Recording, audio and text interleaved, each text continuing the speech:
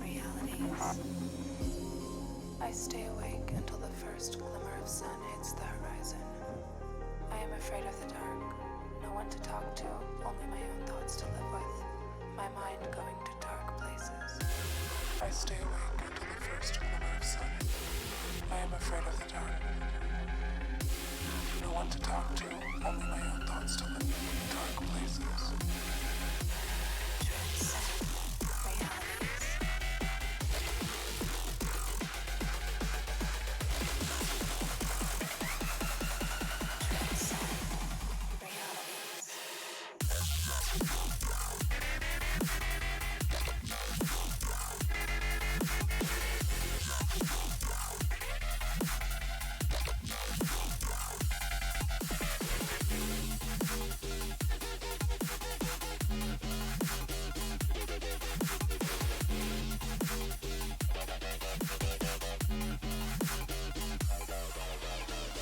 Transcend realities. Transcend realities.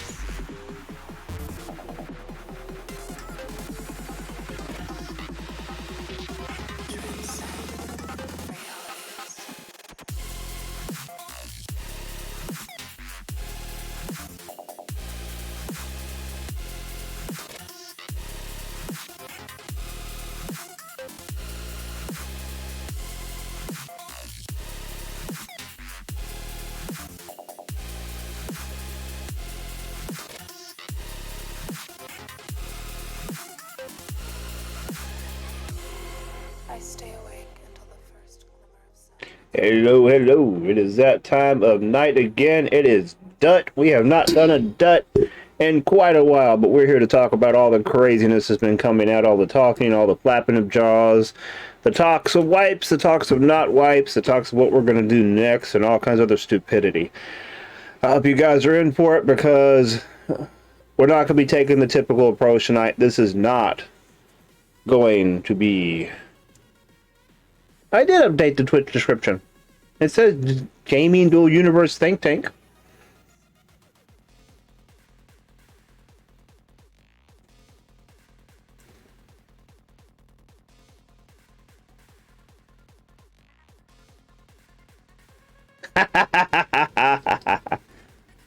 But yeah, it's time for a Dut. Now, tonight's not going to be a typical Dut because, first of all, while we are going to talk some about a potential wipe, our focus is not going to be on the negative of a wipe. We have, as I feel, as players that are experiencing the game, a responsibility to the new players to help, no matter what happens, rebuild this game and help the new players get in and be part of the society that we have built. One thing we have done in this game that most games have not is we have actually built a very good community. We have built a supportive community, and even the PvPers, whether they want to admit it or not, you pains in the butts, you can bet you got some good people in there. And that is one thing that most other MMOs cannot say. So, let's take tonight and look at the situation, see what we're going to go with this, talk about what we can do to move forward, whether there is or is not a wipe, and what we can do to make sure this game gets going. Leaf all, yes you can. Feel free to post whatever you want to in chat as long as it's not inappropriate. And I do still have the standardized rule. You can state your disgruntledness or grumpiness or disagreements with NQ, but there will be no NQ bashing. Hey, I posted I was going live early. I wanted to get in early, man. We got some people that can't be up here for 9, so you know. But remember, you can have your opinions. Everybody is entitled to their opinions. Everybody is entitled to the way they feel about something. The way you feel about something is based on your history and the way you have interacted with it. And we just always respect everybody else's opinions and thoughts on that. And while we might not always agree with the devs, we have to keep in mind that those devs are doing what they think is in the best interest of the game. They don't want this game to fail any more than we do. They rely on it for an income. This is the way they put food on the table. So,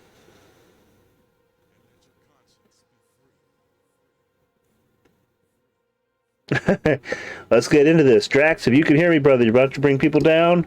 We're going to start off with a casual conversation and start bringing people in for questions and stuff like that. Get this chat going.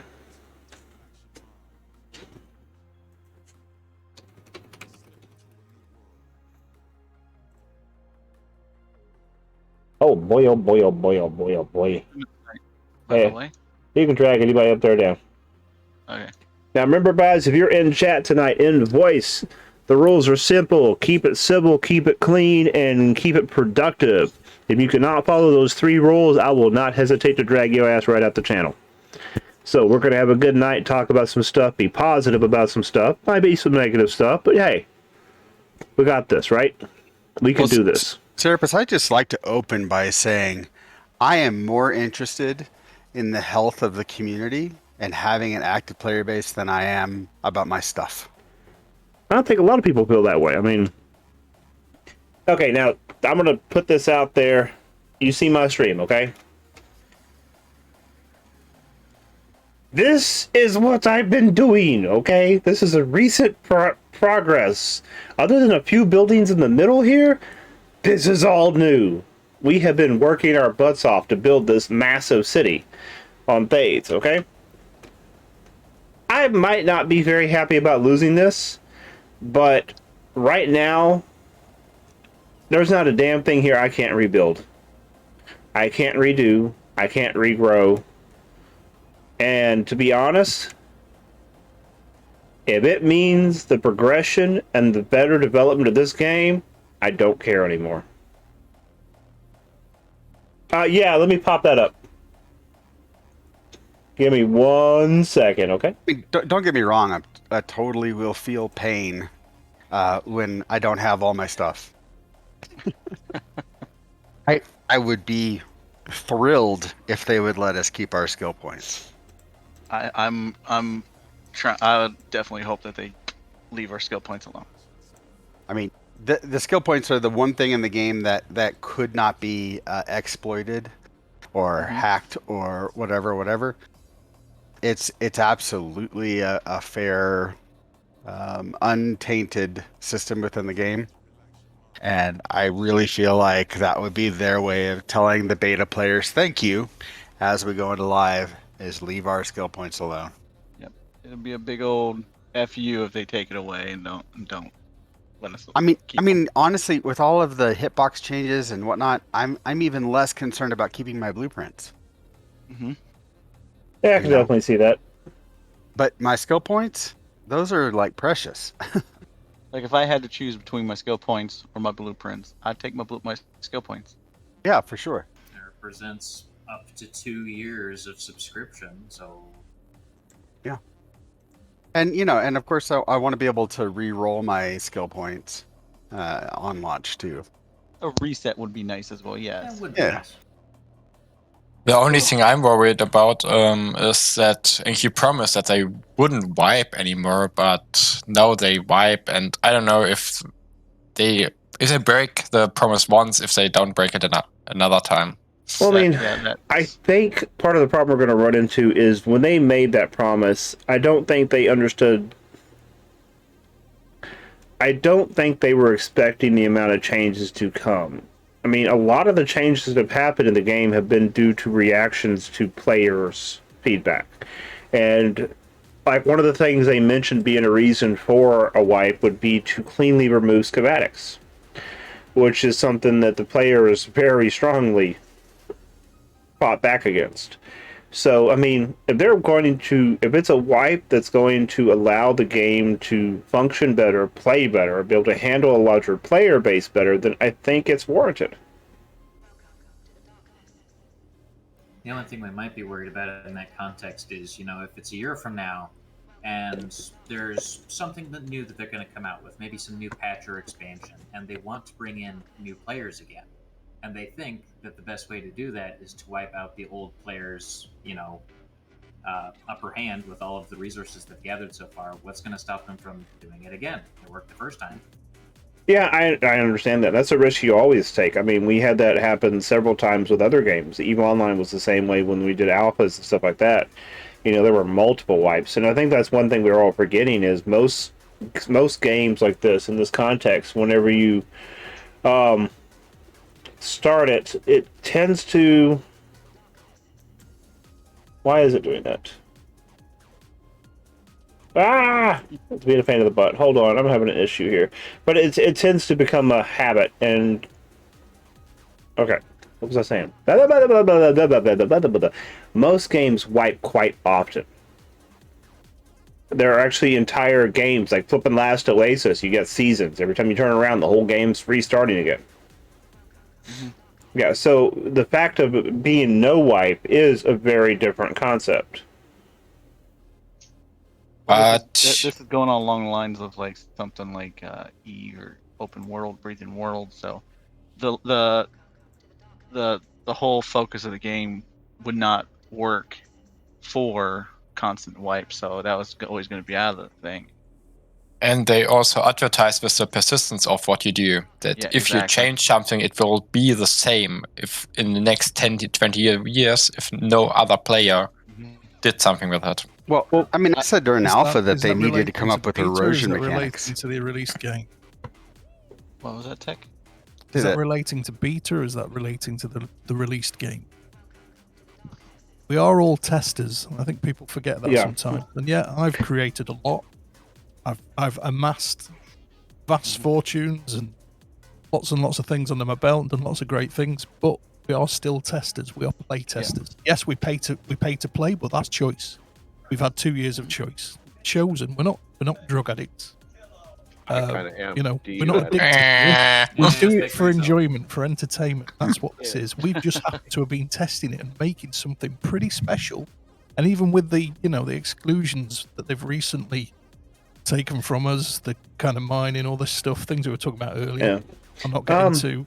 We still have an amazing cutting edge frontier of a game that no one has achieved before. That is masses of creativity, masses of tools for creativity, plus a game on top of it. Yeah, PvP's a bit dodgy and that kind of thing, but we still have an amazing thing. And whether it wipes or not, even without what we've got now, talent points, which I think should be wiped. And I am pro wipe. If they're going to wipe, don't do a half wipe.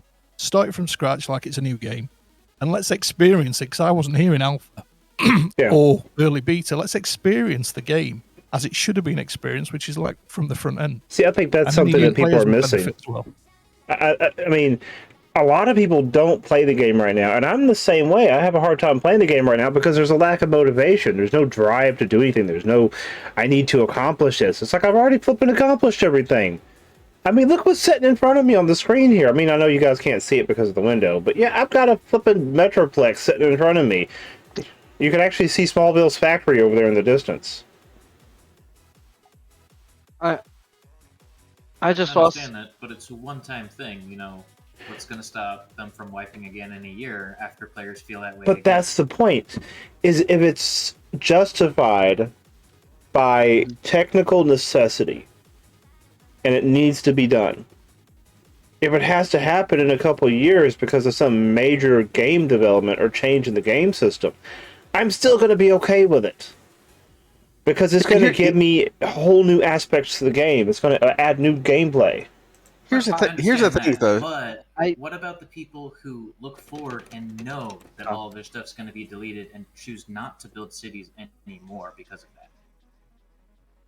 This game has to have erosion mechanics. So it has to have a way of taking a tile back to its clean virgin state, which means we need to be able to walk up to a structure and say, disassemble this structure. And we need to be able to, and then if a tile is unclaimed for like 7 days with no structures on it or whatever, then it needs to go back to its original state. This thing has to have erosion mechanics. No, we don't. If I dig a hole, that hole is there forever. That the tile is never back to its clean state. It does need an erosion factor of some kind. I had actually written up a proposal to them at one point that I think that they should do a weekly, like a downtime every once a week, to where the servers would go down for like 2 hours in the morning, a script would run, and it would basically just process all the tiles. And if a tile met criteria, it would reset the tile, such as it's not owned, there's no player-owned structures on it, and it has not been altered in so many hours, which means nobody's been there. And if that was the case, then the tile itself would be reset. And I think that would be an easy way to, 1, clean up the server, 2, cut lag on the server, and 3, increase playability of the server and longevity of the server.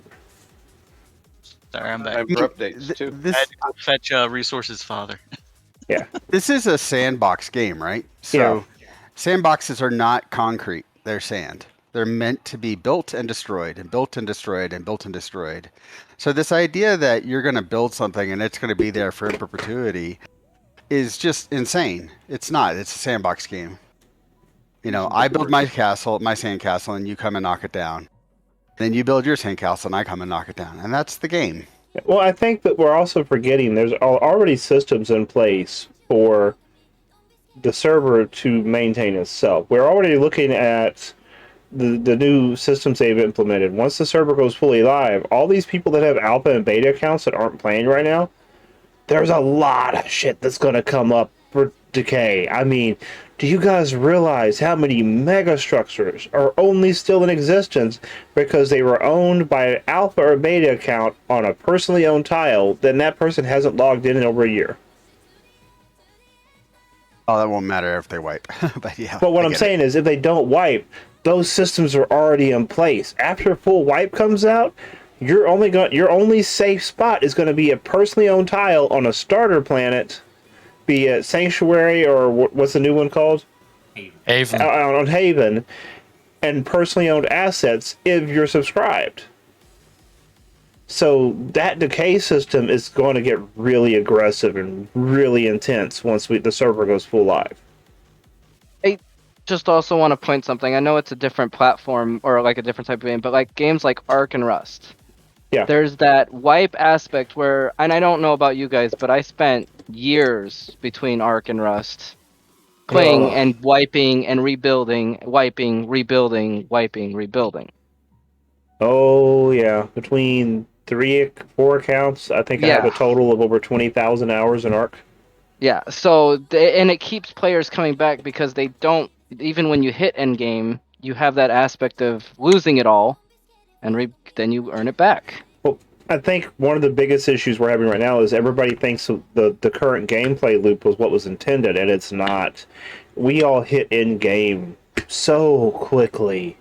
We should, I mean, to be honest, there should not have been entire warp beacon networks within the first few months of the server being up. I mean, there was the game that within a few weeks of the game being started, we have a flipping icy spaceport. That should never have been that quick. We progressed quickly because we were able to exploit things that were not supposed to be exploited. And yeah, there we go. I have access to 50 warp beacons, and we're just in beta. Isn't that in contrast with the idea of a server that resets often, though? But what I'm saying is they had the initial vision for this game was a long-term gameplay in the format of like EVE Online, to where it takes you a decent amount of time to properly build up and do these mega group things. And we did not get that experience. We got the everything dropped in your lap, devs. And that's the other thing. The first several months of gameplay, all you had to do was ring a bell and a dev would come save your destroyed ship. If that didn't tell you that we were in a test server, I mean, hello, devs do not do that on live servers. If I can just interject there. Yeah, go ahead. You mentioned Endgame, and funnily enough, somebody's just Stone Spoons is thinking when I'm thinking, this is meant to be a metaverse effectively, so you don't have an Endgame. You know, in life, you start a business. Yeah. That's in competition with other businesses. It's unlikely you're going to be anywhere near them. So you're not in endgame, you just started a bit earlier, that's all. At some point it will all level off. And I know a lot of it is down to say again. the one other big factor that undeniably Tic Tac is familiar with too is that the game isn't based around making parts or shooting ships. It's based on the depth of creativity. Yeah. And there's no end game for that. You can just keep getting more and more complex and spending all of your time, even if that's you're building an excess core ship. What I'm saying in regards to endgame is like right now, if I want to build a ship, I have so many flipping containers in this building below me that I can go down there and build whatever I want to in any shape or form I want to with whatever parts I want to without ever having to go to a market. I haven't done anything to make money other than build ships and sell ships. And then half the time I don't even really have to do that. It's kind of like I hate to put it this way because I'm kind of like the old-fashioned painters and stuff that kings would keep. That, oh, here, I'll take care of everything. You just build this. That happens a lot. You know, from a designer aspect, the creativity and potential for creativity is always going to be there. But you get to a certain point in the game where you're comfortable. And I'm at that point, and it's kind of in some ways made the game very boring because I don't have any challenges anymore. I would like to make the quick distinction, though, that one of the reasons that you may have been able to be so successful as a prolific shipbuilder is because you are one of the main streamers of the game. Oh, I get that. So from the context of a casual player, it might seem like the end game is already so far away, and now it's getting even farther because the wipe is coming. Yeah, but that's part of what I liked about Loaded Eve. has never streamed. Loaded has never streamed a day in his life. Yeah. There you go, Resource. I went and got your dad. And I mean, I hate to say this, but I was selling tons of ships before I started streaming too. Right. I meant only from the context of being able to be successful just through designing and selling ships. Yeah. It's very difficult to start it. You also have to have the right mind. Like, I can't design a ship for the life of me. I could modify a ship to something I like, but as far as actually taking something and just coming up, I have no imagination for that. DLC content like the other MMOs. DLC content, new universe, pay for the new DLC. You know what I would love to see? How many people here play Conan Exiles? Yep. Yeah. Outside of the new map, all the other DLC, I like that concept.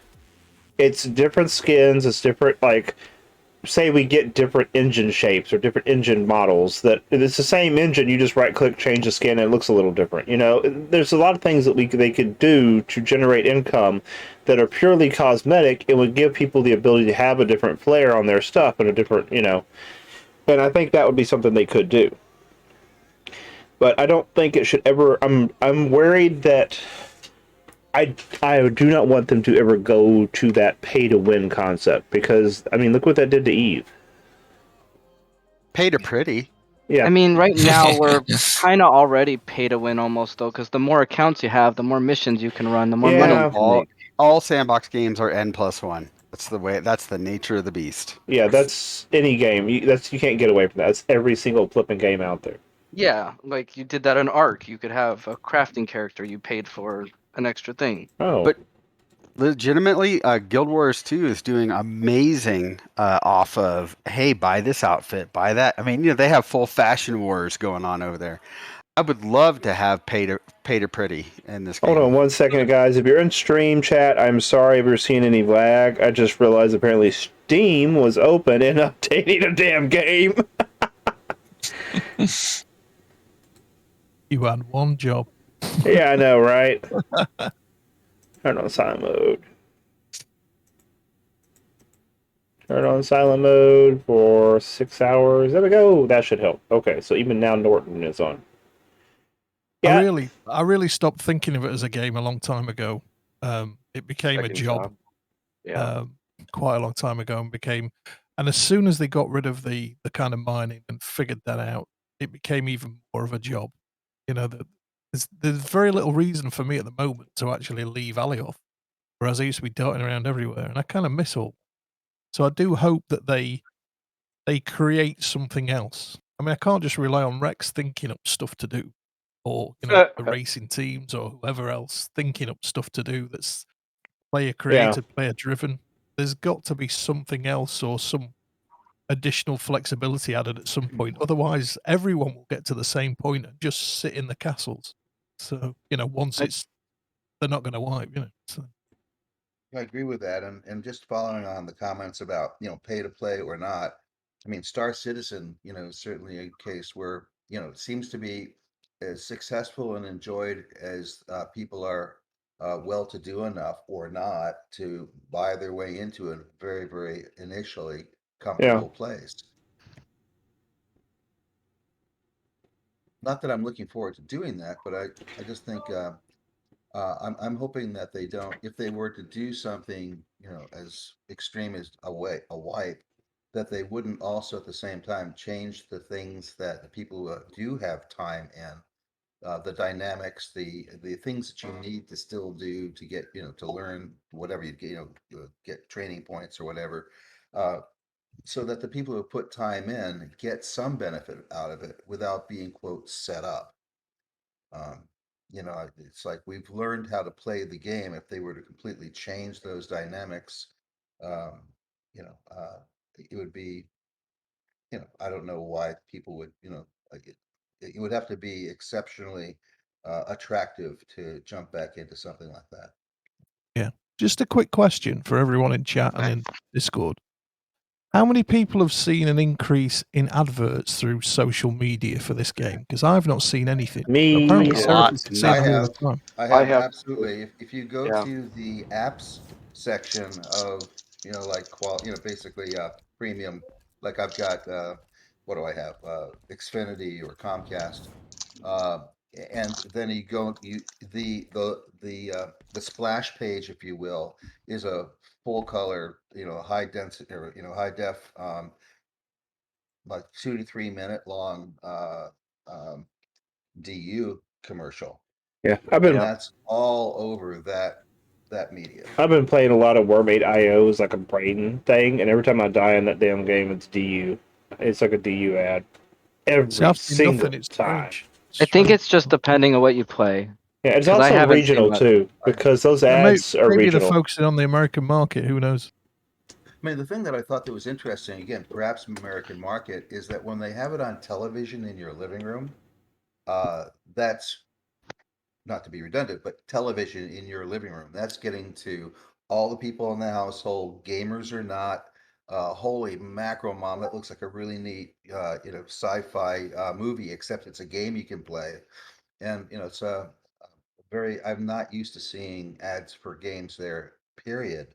Um, at least not that quality. Ooh, we got some people in chat tonight. What up? Who are we talking today? Oh shit, we're live. Yes, we're live. Yes, we are live. Talking about the white man. Well, let's change that. Not to bidet. About not talking about midget women. No, I don't like Please midgets. Please don't squeeze the No midget. Charmin to wipe or not. To bidet or not to bidet. Ooh. There we go. You know, to be Not honest very with you guys, too far like from that topic. they already did a wipe back in alpha. I remember like having like infinite resources and you could build whatever you want. It was fun though when we did that. And if they actually like seriously do a wipe, like I'm not gonna switch games or anything. Nah. Like I really like DU. You Same. don't want to go back to Eve? Fuck no. Jesus Christ. Honestly, I hate to say this, but I'm kind of looking. Part of me is looking forward to it because I got a whole crew in XVX, man, and I've got multiple other orgs that want to work under that XVX community name, And the concept of hitting the ground running with a group of 20 plus people, 30, 40 people even, and just like hammering this crap out like a community and then doing our own things is kind of exciting to me. It's like, yeah, let's do this shit. Because as long as if they don't wipe the community, I mean, like Resource says, that's the reason we all play. Yeah. Well, the thing is, if you don't have community, is not the only thing. Like you can have strong communities, and that's not the thing. It's content. Content is king. And in games like this, if you don't have conflict, like conflict is easy in games. Like you have two people and one chair for people to sit in. So They just fight it out, duke it out, whatever it is, but you have limited resources and people wanting those resources, and you give them the means to fight over it, right? In games like this, I mean, like this takes a little bit of Eve, it takes a little bit even of Minecraft. Even in Minecraft, you get to have a sword and fight with people over resources. Yeah. So whatever you do before you build any community, you need to have like I don't know, like let's do like a Friday arena bunch. Let's just kill everybody and we just place bets or whatever. Like racing is fun, but yeah, you don't get to beat people and just go like fuck yeah. So that's actually what I was trying to Hold do your with the hands. F1 series. I was trying to start up, and now I'm waiting on to see if this happens. Was I was wanting to encourage rubbing and encourage aggressive driving, like pushing your, Death races. yeah, pushing people into the cliff sides and shit. I was, that kind of aggressiveness and that kind of attitude in the game is something that we're desperately missing outside of just pure PvP. There needs to be different variant levels of that in the game. I, I played E for a while no, like plus 8 years. I can tell you the great thing about Eve as a game is that it is impossible to play the game alone. You need to Yeah. work and you need to build communities. It is impossible. Like if you want to play like the end game stuff, like if you want to have like Titans or you want to be on like What group are you Deep in Eve? Stars and Within Deep Eve? Space. Oh, I was a Goonie for a while. For a Oh, while, Say, like most I I got most of was booted. my Sorry. I was second in command for the Bastion for a while. Oh, were you? Yeah. Yeah, that's nice. Warped I used intentions. I used we ran a Spanish speaking org called Requiem. Well, we Uh-huh. have the same community here and in Eve. God, I'm so glad I So that left that. means you probably know Skillo and Pomoda. Yes, Rex. most What is definitely. that, Rex? White pipe? But anyway, like going back to DU, like seriously now, like JC leaving hurt a lot. To be honest, like I really like JC had this little naive way of looking at games, which was refreshing. To be honest, like he didn't have the malice of the EVE Online players, and that was refreshing. Like it was more like a Minecraft kid that wanted to have like puzzles and stuff like that. And we were all waiting on the background, like, oh fuck, Yeah. we're just gonna fuck this game up, and that was gonna be fun. Wait, I'm Like kind doing of. like PvP. Now, this is not going to be a popular opinion as a builder, okay? But part of me is slightly concerned by the blueprints. And it's because of what happened when we went from alpha to beta. You had a lot of players, Geo from IC, the man's running around with thousands of blueprints in his inventory, a lot of them from alpha, that if in place would completely break the game. And I'm concerned Yeah, about that. If they're trying to wipe to get rid of the exploits and the old issues, part of me wonders if that needs to be part of it too. I'm fine. there were. Like legit. Like they can wipe everything. Just let me keep my skill points. My suggestion would be if, You if know, they if they do the wipe, at least future proof it so that way fix what is broken right now. Make sure that if they're going to do that wipe, that later down the road, 2, 3, 4 months, that when they want to Yeah. add something in, they don't say, "Oh, we're going to have to wipe again because there's problems with this and this." Make it so it's fixed that it doesn't need to be wiped again, and then any new content they add in won't need to wipe. I You know, agree with the general intention of that, Hold on one but second. like we already said, Juvenis, Yeah. I'm hearing feedback from everybody else's Mikey, mics. Yeah. Go one ahead. second. Let me mute myself. I just wanted to add from earlier. I think one thing that's really hurting the community right now is the fact that they're not making the decisions. Yeah. I have a yes, lot of friends who are like, I'm just not playing because I don't know if it's even worth my time. for better or for worse, I know they need to thoroughly think it out and make the right decision, but that should be prioritized over pretty much everything else right now.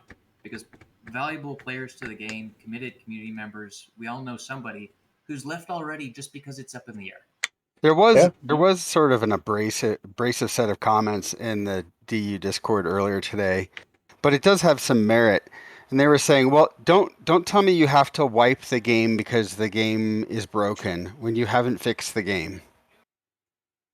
And so I do feel like, if they are going to wipe, then this needs to be the wipe. And they need to have fixed all the mechanics that are in place so that we don't have to end up back here again. See, I think what honestly would have been appreciated the most is they would have come to the player base and said, hey, we're going to have to wipe. That's the way it's going to be. We're sorry, but we have to wipe. And if they want to let us keep blueprints or skill points, talent points, that's one thing. But come to us and say, we have to wipe. This is why we have to wipe. And this is how it's going to benefit you. And this is when we're going to do it. And that is something they have never done. They need to be clear, concise, direct, and upfront about how, why, when, and what's going to happen. Comes off as responsible. Yeah. They need to act responsible instead of making it a prolonged, agonizing speculation, argument, whatever. Yeah. Here's a list of the things we're fixing. Tell us if we've missed anything. Yep. And don't make it. Here's the thing, though. Without it making a wish list. Yeah. Here's the thing, though. Even though they could do a wipe, like, it actually benefits older players. Like, they do a reset, they know how to grind it, they know how to get back on their feet, and it actually doesn't benefit or hinder like old players, or like it could be like oh, I didn't like that for a while, but you'll get on your feet very faster than any new player on the game, so you will actually have an advantage. But the thing is, if they're gonna do it, like, might as well be up front and say, like, well, guys, enjoy the game. Well, like, we're gonna do like a systematically wipe, I don't know, like step-by-step wipe on this many months, so whatever, I don't know, just be transparent about it. Don't prolong it so much. Pull the Band-Aid off quick. Yeah.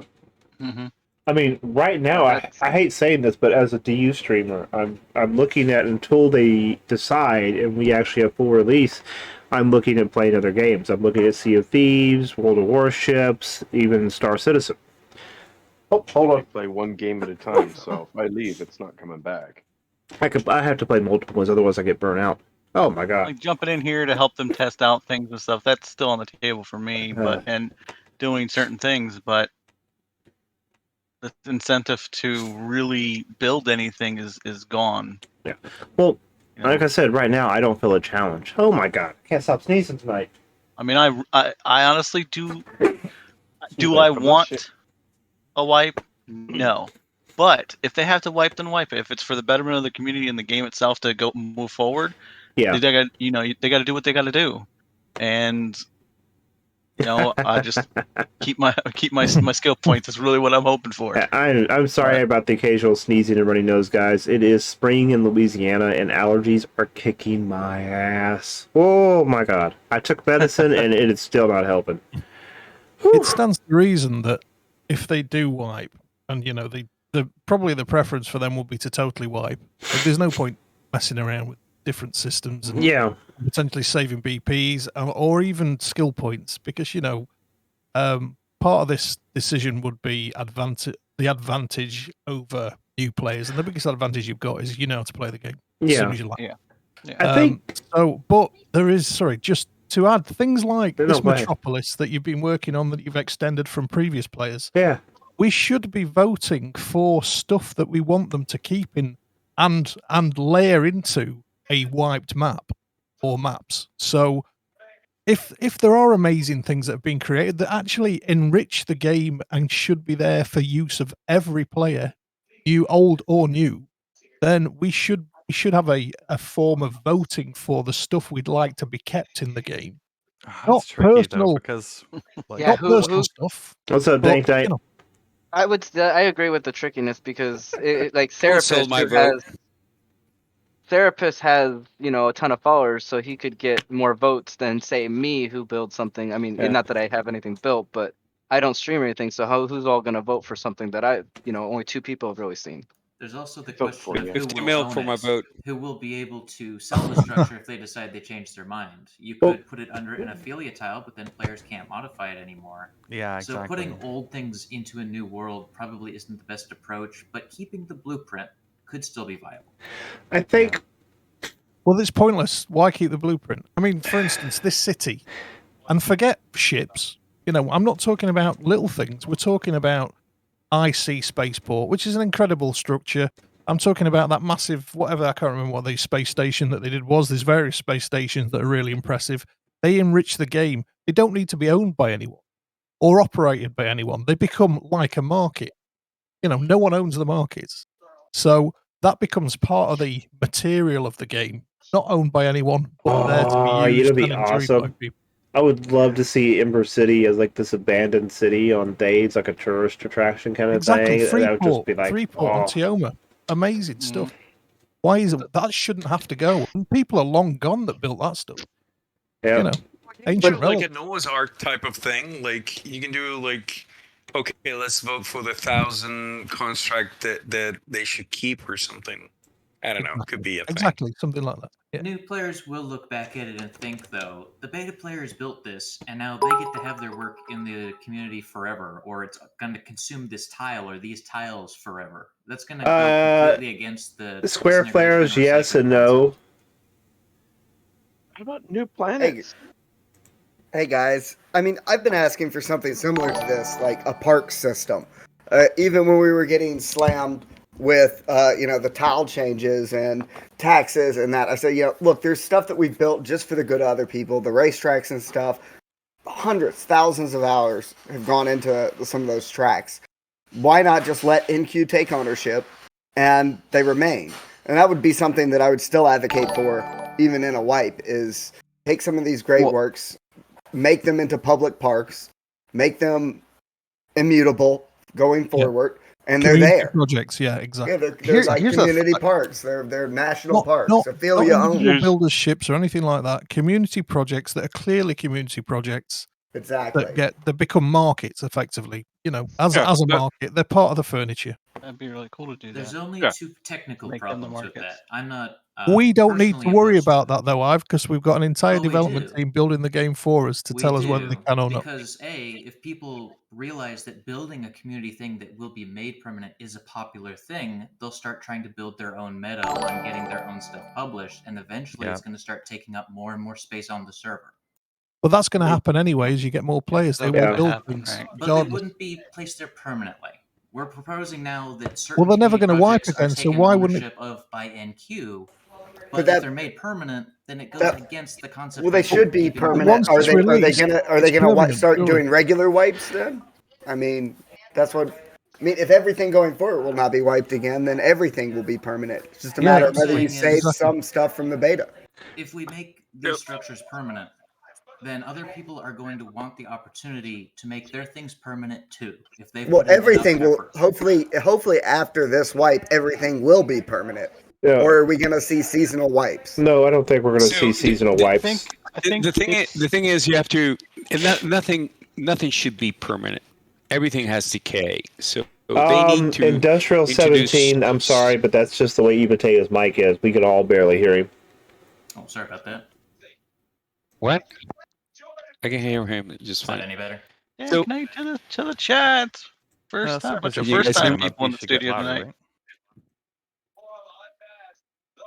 So for those just joining in chat, just remind you guys some of the rules in chat, because there's a lot of people in here. Just to clarify, try not to overtalk people and try not to occupy all airtime. Let people, get out what they want to say and then move on to something.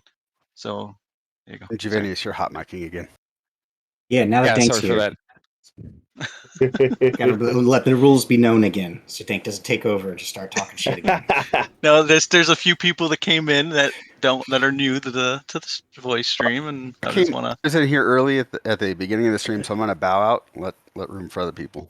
No, you're good, dude. We're fine. Yeah, we're actually not really restricting chat tonight. This is more of a conversation night. We're That's not why I brought really, everybody in.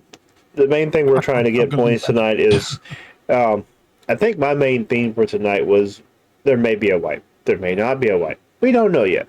At this point, the only thing we have the option of doing is trying to support the game in a manner that when the game does go live, whether there is a wipe or there is not a wipe, there will be something here of a community to help the game continue on. Because whether we like the wipe or not, we really have no control over whether or not it's going to happen. When it comes down to it, the devs are going to do what's best for the game itself, and they're going to do what they think is going to be best to secure their future income. Because this is entertainment for us. This is the way they put food on their table.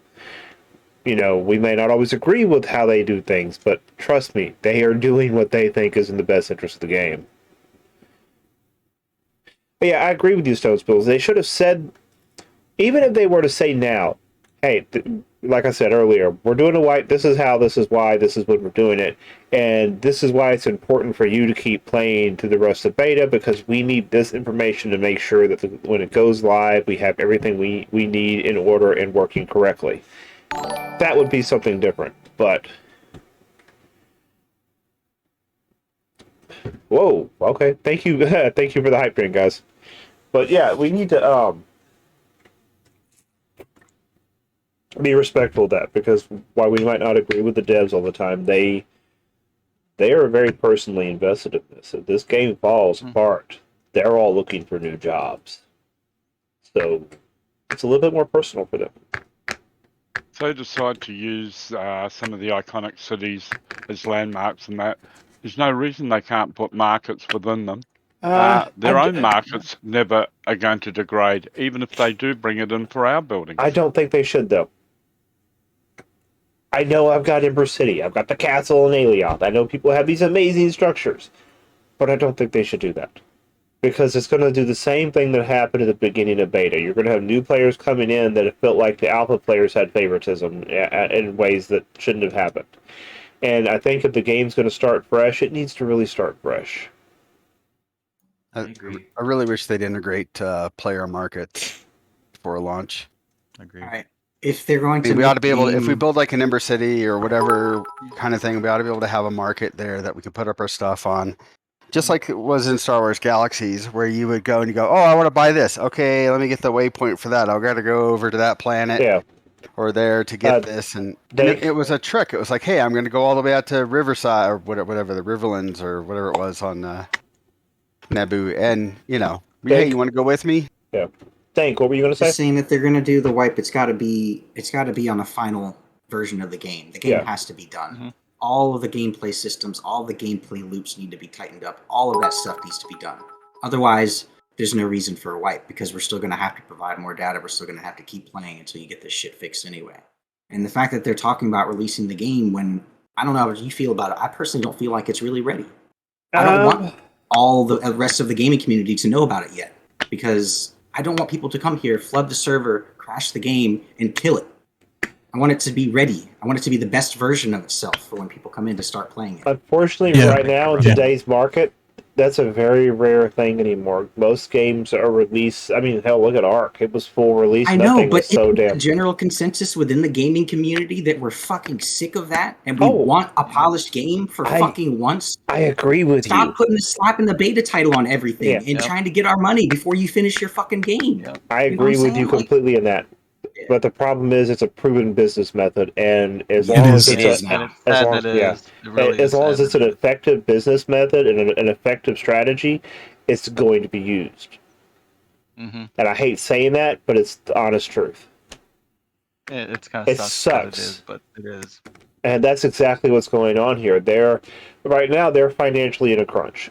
They can't afford to maintain the servers for a large player base. Part of the reason why they can't afford to maintain the servers with a large player base is because they have such a high percentage. Get together and build a replica of SpaceX's launch pad and a Falcon rocket, and then tweet the shit out of Elon Musk about it until he fucking supports this game. If it's pocket change for him, would elevate this game to a whole new level. Ain't that the damn truth? Yeah, but as I'm donating 50 mil for that.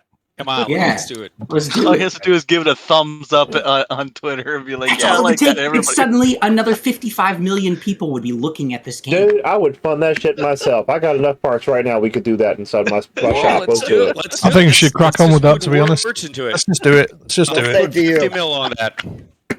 Anybody that wants to contribute to that, head to Embersody. I'll give you access to my build box. We can build that damn thing right now. I am not Challenge joking. accepted.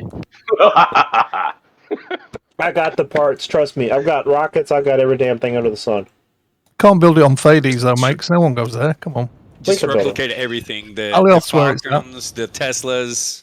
Yeah, we'll even do land. You know what? We'll beat him to the punch. We'll simultaneously land 20 fucking rockets on a single floating platform out in the water. We'll show him how it's done. He'll be like, "Hey, I need that code for SpaceX. Leafall, you'll have a fucking do a job short before you know film it." with a Tesla floating through DU space. Yeah. Yeah, I got 21 large rockets. We can do that. I'm saying it wouldn't take much. Yep, I got the materials. We don't need no Quanta. We got everything I was right here. just saying the point being the game needs the right kind of attention. Yeah, it does. You don't want a sudden influx of new players who are looking for a certain type of content that doesn't exist in the game, that are going to get pissed off and leave the game, and then spread a whole bunch more negativity all over fucking YouTube and all the other places where people go to talk and discuss their games. Because I've seen some YouTube videos from fairly decent sized people who came in and played the game for 15 fucking minutes, and then went out there and put up like a 30-minute YouTube video of how much this game fucking sucks. And I'm like, who the fuck are you? I didn't even think where, but that's the reality. That's where it is. There's shit tons of those kinds of videos out there, and those kind of people are going to come flooding into the game. Yeah, I'm really excited because the first time user experience on the beta is actually good. I'm like, hey, this is good, man. New players are going to come in. They're going to have this kind of experience. Is exciting. What if we build like a space station and call it Elon Musk Station, like a tribute to him, and everybody like finds it, Old and Muskie we just have Station. like a big sign like "Please Elon buy Dual Universe." Yeah, right. On it. I think the SpaceX Novacorp's thing's a a way to go metaverse because it company. means more to him. It's his baby, and we need to float a Tesla out into who's the best at making cars. Yeah. Let's go on Angry to model a Dad. Tesla and stick it out Angry there. Dad's pretty good. Angry Dad Therapist is the built a best. few. Who was that guy that built the Lamborghini? Doesn't play. He doesn't play anymore. Damn. Yeah, we lost a lot of good builders in the last 8 months. I think We he was can out get racing. we can get recently. Tor to make a Probably pixel Buddy. perfect Tesla. Sudsy said he is spending all of his money buying Twitter right now. Yeah.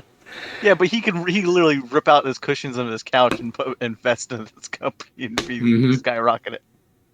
We're gonna try and save DU and get them sued by Tesla and end up. Oh my god! So guys, We're gonna be the reason they crash. Get a cease and desist. Yeah, yeah, this they're is already off, real nervous about a Star Wars event, guys. this is off topic, guys. This is The greatest crash and burn in history, Was it guys. therapist? guys. This is slightly off topic. My mother-in-law comes in tonight. She's like, "What's all this on the news about an African American owning Twitter?" African American? Elon Musk. Yeah, He's from Elon South Musk. Africa. He's an African American. South Africa. Yeah. She was just so confused about it, and they showed a picture of a white guy. I'm a like, real African American. I have a lot of great friends, and they're all like British accents from South Africa. yeah, that's common. 63 billion, only 20%. Damn. I was just dying laughing. Oh god. Yeah, he got money. Oh, he got money. But you know what? You got to give it to the man. He has worked his butt off to have that money.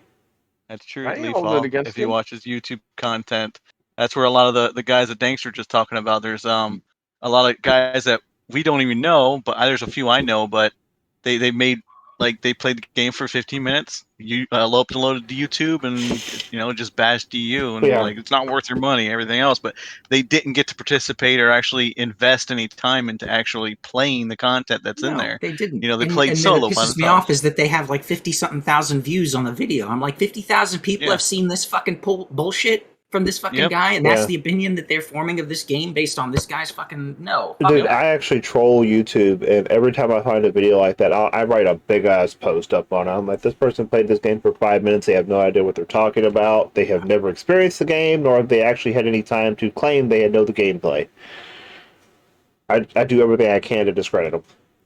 15 minutes isn't even enough time to visit one structure on a planet anywhere in the system in VR and actually take it in and enjoy it. You couldn't spend 15 minutes in IC and see much. You couldn't spend 15 minutes in Iberia. Don't sweat it. People are not that dumb. Like, people really do their research if they want to play the game. one of the top still giving people a lot of credit. Bad publicity. That's still a lot of bad one when you got 50,000 people. You know, there's been a lot of views on some of those videos. Yeah, and top of the bad search results right now is Dual Universe a dead game? I That's think what comes up when you search. There's an old quote, and it goes back to a person is very intelligent. People, as a whole, are a dumb herd of animals. Yep. And I think that's what we have to remember. You know, people go to those videos as this crowd mentality. They see this stuff, and they just automatically, because it's easy for them to digest it. It's in front of their face. It's easy for them to take, oh, that game's trash, and then they move on.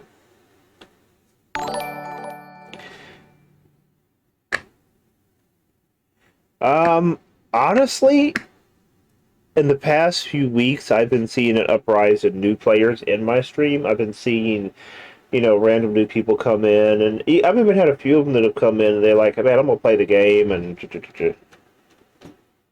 Yeah, but let alone bringing new players in at this point. I see more people leaving right now just because they don't know what's happening, or because of today's announcement alone. I know 5 people who have already said they're done playing. Yeah. With today's announcement alone, even though they did say, even though announcement? The dev there blog. was, the dev blog. It wasn't. Don't tell him he might leave. there was no actual. Please tell me. There was no actual official yes or no to the wipe. It was, here's a pros and cons list of what they're thinking. But even that pros and cons list made 2 of my org mates and 3 buddies in another org just say, okay, we're done. Have fun. It was today's thing was a discussion of a discussion. Yeah. Don't forget, we've had a few milestones that have made people leave. People have left for various reasons. The wipe's just the latest one.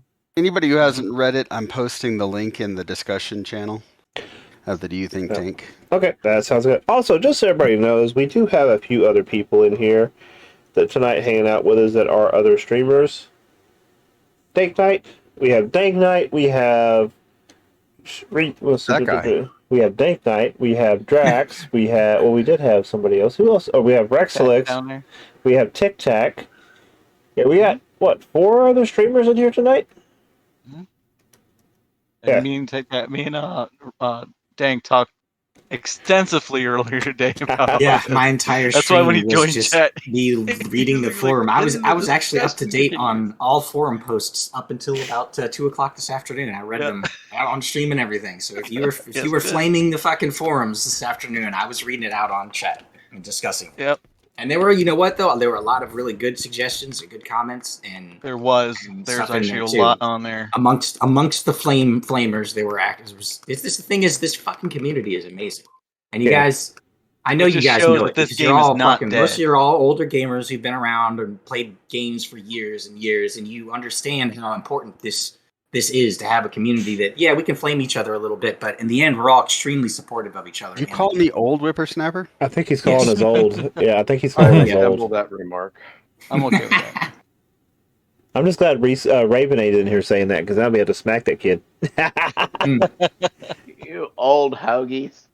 So there's actually an interesting post up by Marcus over on the subreddit that shows other games that have wiped, and did it improve their numbers or did it hurt their numbers? And it's remarkable to me that looking at these graphs, like everything really stayed the same. Wipe or not, you end up with the same amount of players. No, you trade. It ends up an even trade. You lose the old players and gain a whole new player base, essentially. And it's just like an even swap. But I don't want to lose this player base. I don't want more fucking people to leave this game. Enough have left already. We're going to have a lot of new players join in who are interested for a short time and then leave, and you're going to lose a massive quantity of players who were committed.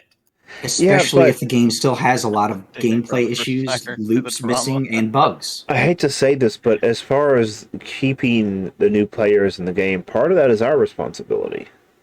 Yeah, that's the thing. I mean, it's gonna be that's hard for us if we're also. It's going to be really hard for us to do if we have no resources. We're going to be putting our own resources, not handing them out to noobs. Like what I'm saying is that's the way this game is built. We're not playing Eve. We're not playing any of these other survival games or other MMOs.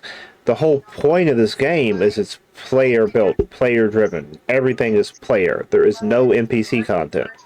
You know, so I'm hearing somebody flashback. I'm hearing background voices over your mic. Somebody talking? Not Mike. No, it's quiet as a mouse here. Your cop. We seen it. Yeah, there My was. bird? Might have been your bird talking. Yeah. Yeah, when you run, Kind of like somebody else talking in the background.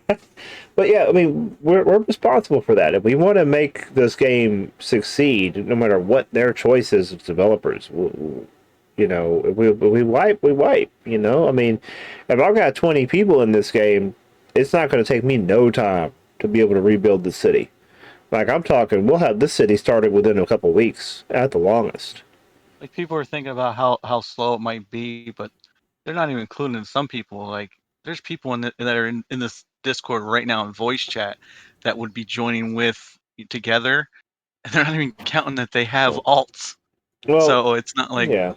something that's gonna hinder them up. Like they're like the old players are gonna just take right off, and it's still gonna be unfair for the new players no matter what you do. You know, they're old players know what they're doing. They know what they're going to need to do. They're going to be banding together, and whether wipe or not, it's still going to have the problem where it's going to be an unfair advantage for everyone. A quick head count of like 4 or 5 people that had planned on joining together if they wipe, and we had, what was it, like 20 something alts between the 4 of us? Yes, and we did the math earlier. Yep. Yeah. I mean, the advantage, the perceived advantage that you're eliminating by wiping the game will become huge. It'll come right back into play within the advantage is not going to be removed at all. Right. The advantage will get worse. It's going to be Veterans who aggravated. know what they're doing aren't going to be impeded by other people who are learning to do it as they do and also claiming slots. The veterans and absolute hardcore grinders are going to have more control than ever before. Mm-hmm. Because we're gonna know what flowers we're looking for, what ores, how, you know, even if they randomize the planets, we're still knowing what we're looking for. What's the hardest to get? What our factories use the most? Well, and we already have communities and networks. I mean, what we've already built with Discords, people, contacts, other players, exactly. Knowing how to trade, knowing how to specialize and trade together. I mean, the question really isn't is this going to be fair? It's are we going to have fun? The real question is not is this good for new players, but is this good for us? Because we're going to have the opportunity to come replay this game all together in a very new way, in a much more organized way, in a way where there's a lot more overlap, a lot more trade. I think we would start out with the trade that is intended for the game. Well, the barriers that we're facing right now, that the reason why a lot of people aren't together right now is they started doing their things with other orgs and other groups, and then they trickled off, and then they want to be by themselves, and then they got meet up with other people, but they already had things of their own going. And if that barrier is removed, those people that were really just only reason why they weren't going is because they already had their own stuff going. That's gonna be gone. Well, and now we've got the I don't think they realize just how much. Think how much we built that was like ugly as we were learning. Like going into it, we'll be building beautiful stuff straight out the gate. Like it's going to be some competition where the groups that aren't going together, but they'll be like, okay, I see Dank over there. He's already got space engines. We need to get our asses moving. You know, there's going to be friendly competition in that and seeing who can get out to the new plants and stuff.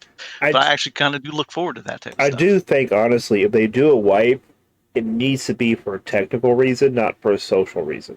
There doesn't need to be a, oh my God, the 4 new players, how will they ever compete? That's not going to be a solution to that. The reason, the whole part about wiping in order to fix the economic disparity created by people exploiting the schematic bugs and stuff like that, that was your fault not handling it when it fucking happened. Now we're paying for it again. It's not only that; it's that they say it's an exploit of the mission system when somebody can create. But they approved that as they said it wasn't an exploit. They said specifically, as far as we're concerned, if you can move the weight, then that's fair. Nothing else matters. But now that was their stance, and it's pretty clear after all this. Their idea of what what the maximum weight should be, and our idea of what the maximum weight that we can move throughout Dual Universe's space is completely fucking different. We're up on like, hey, we should be able to move like 50 kilotons, and they're thinking 1.8 kilotons at most. There's but a that's huge only difference. possible because you have like multiple alts. Like you have to be paying for those alts when the game launches. Yeah, So exactly. for them is a win. But yet they're making it a. They're mad about it. Has anybody seen the adjusters in the thing? I know Dank was over there, but the adjusters are really fucked up on the PTS server. It's a bit slow. The test server. But like my ships are barely moving. I think they're overestimating what a wipe would actually do in regards to helping the newer players. You know, I get the concept that they're trying to have some kind of equality for the new players, but it's not going to. I mean, we're still going to hit the ground running. We're still going to be out to all these other planets before the new players are. We're still going to own everything before the new players are there. That's just the way it's going to be. It'll be even worse though, because there won't be schematics. So now everyone's going to have mega factories.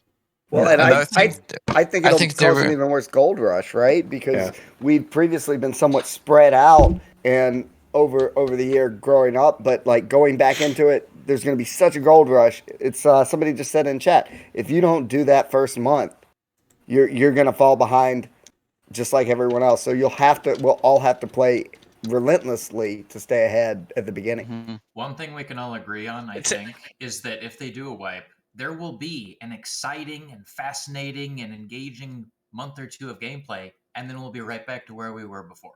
If not worse. That needs to change. Yeah, if not worse, though.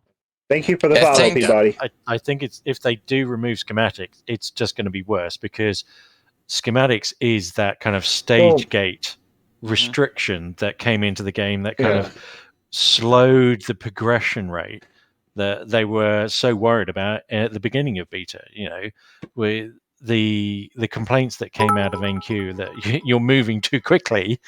That we'd progressed, you know, like years or down the line than they had anticipated. All I gotta say is NQ. You think we didn't move? We moved too quickly before? You ain't seen nothing yet. I mean, there will be players scanning online for titanium within 4 days. Hey, let me say this real quick, guys. Perception. The biggest thing I think NQ is underestimated, and I think the biggest thing that a lot of players are not realizing, especially people that haven't been here from the beginning, is the established players in this game, we will go out of our way to help new players learn, help new players grow and do things and become part of the community. We will do everything. Providing blueprints and parts for ships for free to give players a leg up, giving them blueprints for factories to give them a leg up, giving them resources straight up, sending them money straight up, giving them tiles, resources, elevating them off of Sanctuary and taking them straight to Alioth and giving them a tile. You know how I got started in this game?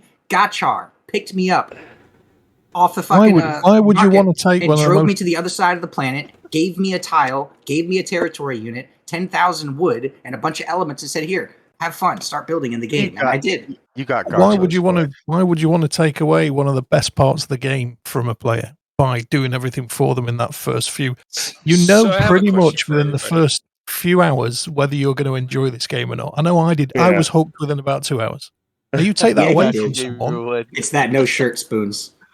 I agree with you in some aspect, and I've had a lot of players that have been new in stream that have actually, like if I know somebody's in stream and I'm giving stuff away and they've won, I'll ask them point blank. I'll send them a DM. Hey man, I know you're new to the game. Do you really want this? Do you not want this?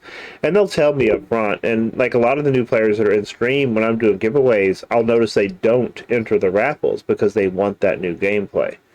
So, you know, that's up to kind of the person doing the giveaways and the person doing what they're doing is somebody that wants that or somebody that doesn't. You know, some people want that, you know, and that's part of us having to be responsible about how we're doing things. You know, I don't really remember either back in that time looking at other people's stuff and thinking, "Oh my God, I'm never going to catch them up." Yeah, and now you I went to surpassed most of places them. via VR and I just marveled at what could be created. I wasn't motivated by jealousy, and I think a lot of players will be like that. The kind of players that you want staying around be like that, rather than The ones that come into the game, they go to somebody's construct that they spent hours and hours, hundreds of hours working on, and they look at it and they're like, "Oh, I'll never be able to do that. Fuck this game." You know what? Well, fuck you. Go fucking play your little single-player, story-driven, mindless, one-tunnel fucking game, and you know, I'll play the open-world game that actually requires thought and imagination. The ones that are and that around are ones that are going to go see someone's projects and be inspired by it and be like, I want to be able to do that myself.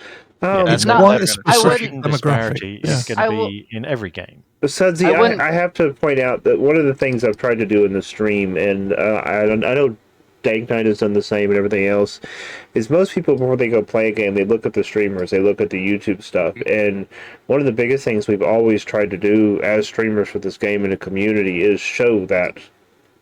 And it's hard sometimes, but when it comes down to it, we always have each other's backs. And I think that's been one thing that's been a major draw to the game. I've had entire groups of players up to, like, there was one time it was a group of almost 30 players that played together, and they joined the game just because of the stream, and they saw the community and the way people interacted and behaved.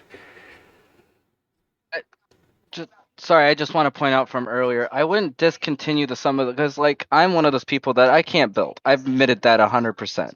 I am a shitty builder, but I don't mind the other aspects of the game. I love going out there doing charges. I love looking around for new tiles for my org. I love doing the other part of the community stuff and talking with people and looking at other people's builds.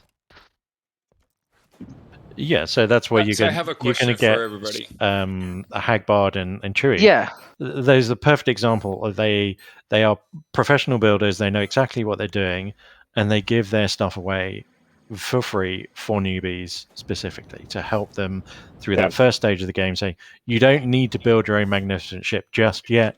Here's one that works.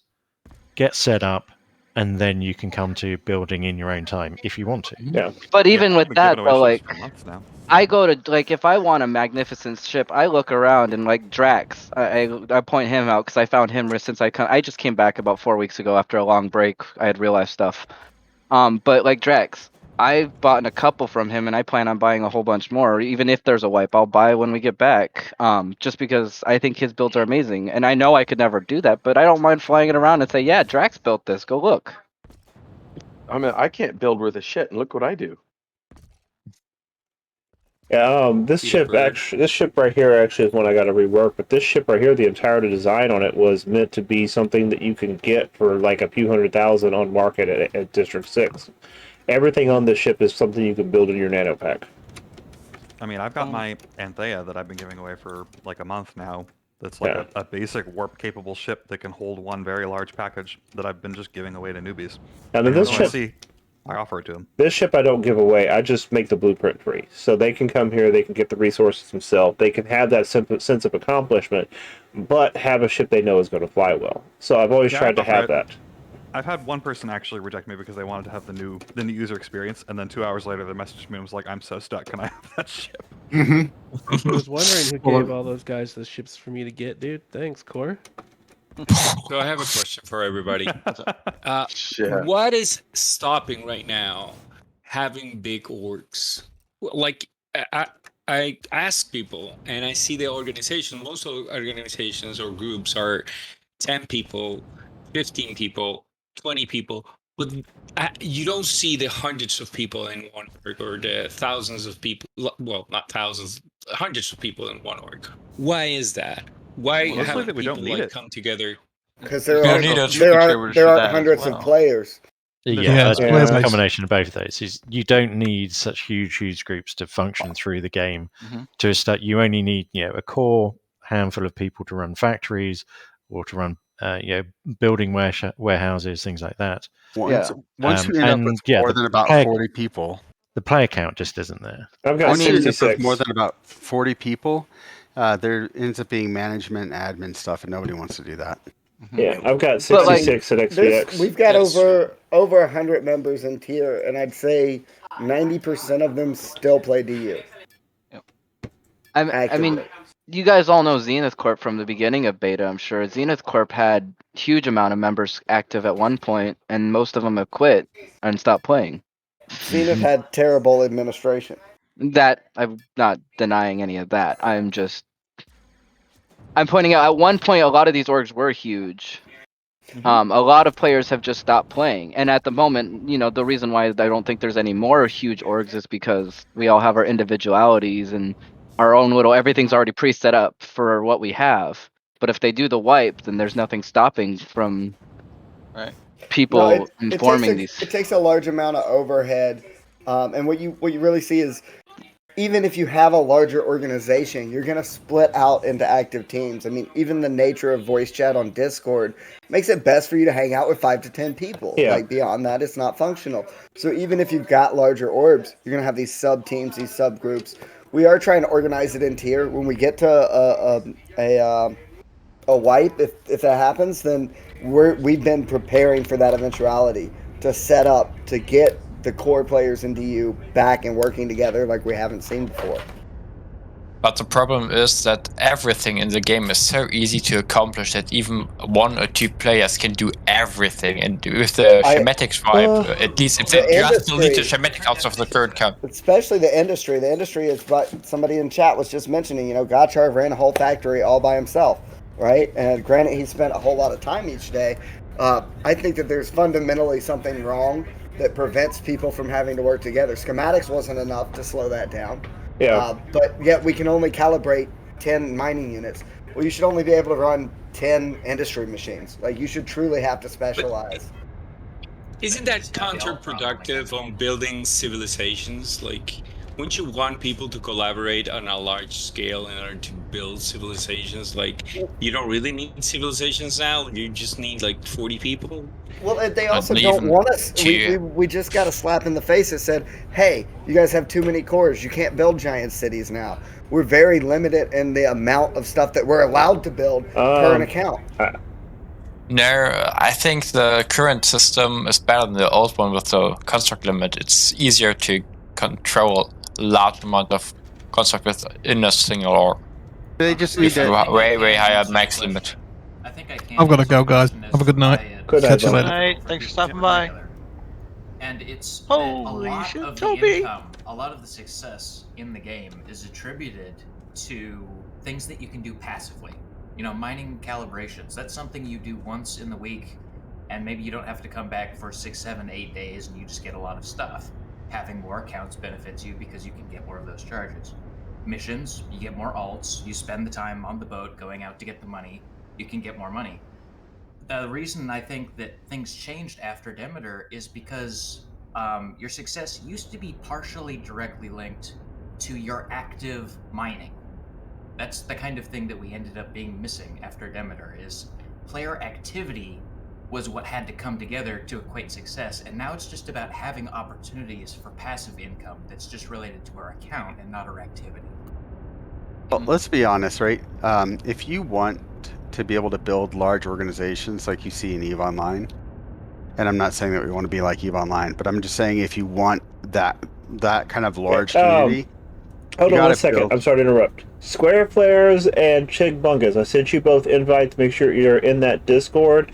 Look at the rule channel at the top. Then in the acceptance channel, type accept, and then jump into the holding tank, and we will pull you down. I'm just saying, if you want to build large communities, you have to build in admin tools that reduce the amount of administrative overhead and management overhead. There's a Toby what a puppy. That's just a developer. That's just a development, thing. What is We that, need the tools Toby? for that. This new ship he's been working on. The problem I see is that there's no incentive of doing so. Everything that's currently in the game, even with the schematics and even pre-Demeter, was able to be done with 1 or 2 players. Right. I think it would be really cool if we had something that forced the issue of orgs, some kind of bonus to you, or increase, even just something simple like increase daily income based on the size of your org. I think they're hoping that the alien cores are going to do that, because they are going to require more collaboration in order to actually lot build an more. alien core in order to keep the That actually plasma. hold it down, because It should help. You got those PvP orgs out there just going to be constantly messing with them if you don't hold it down as a big group. Yeah, an org of 4 people is not going to be able to hold it. Right. It would be cool if they force the rewards from that to go to all org members of the holding organization, because then it would encourage you only to have people that are contributing in your org and we kind of force you to share with everyone in your org and want to have big org. But that's kind of a bit artificial, though. You've got to consider it. You've got to have the organic nature of people's choice of what orgs to join if they do profit share or whatever, or if it's kind of individual contribution everything kind of can thing. be done without the org at this point. Well, I can do a contract and a profit share with you without you joining my org. I can do Well, yes, I know, but I mean the flip side of that is if they get rid of schematics, it's going to tip even more in the other direction of being able to be done by solo players, because we have the artificial system at the moment is that we had no schematics to begin with. A lot of people built factory lines, got a reasonable amount of money behind them.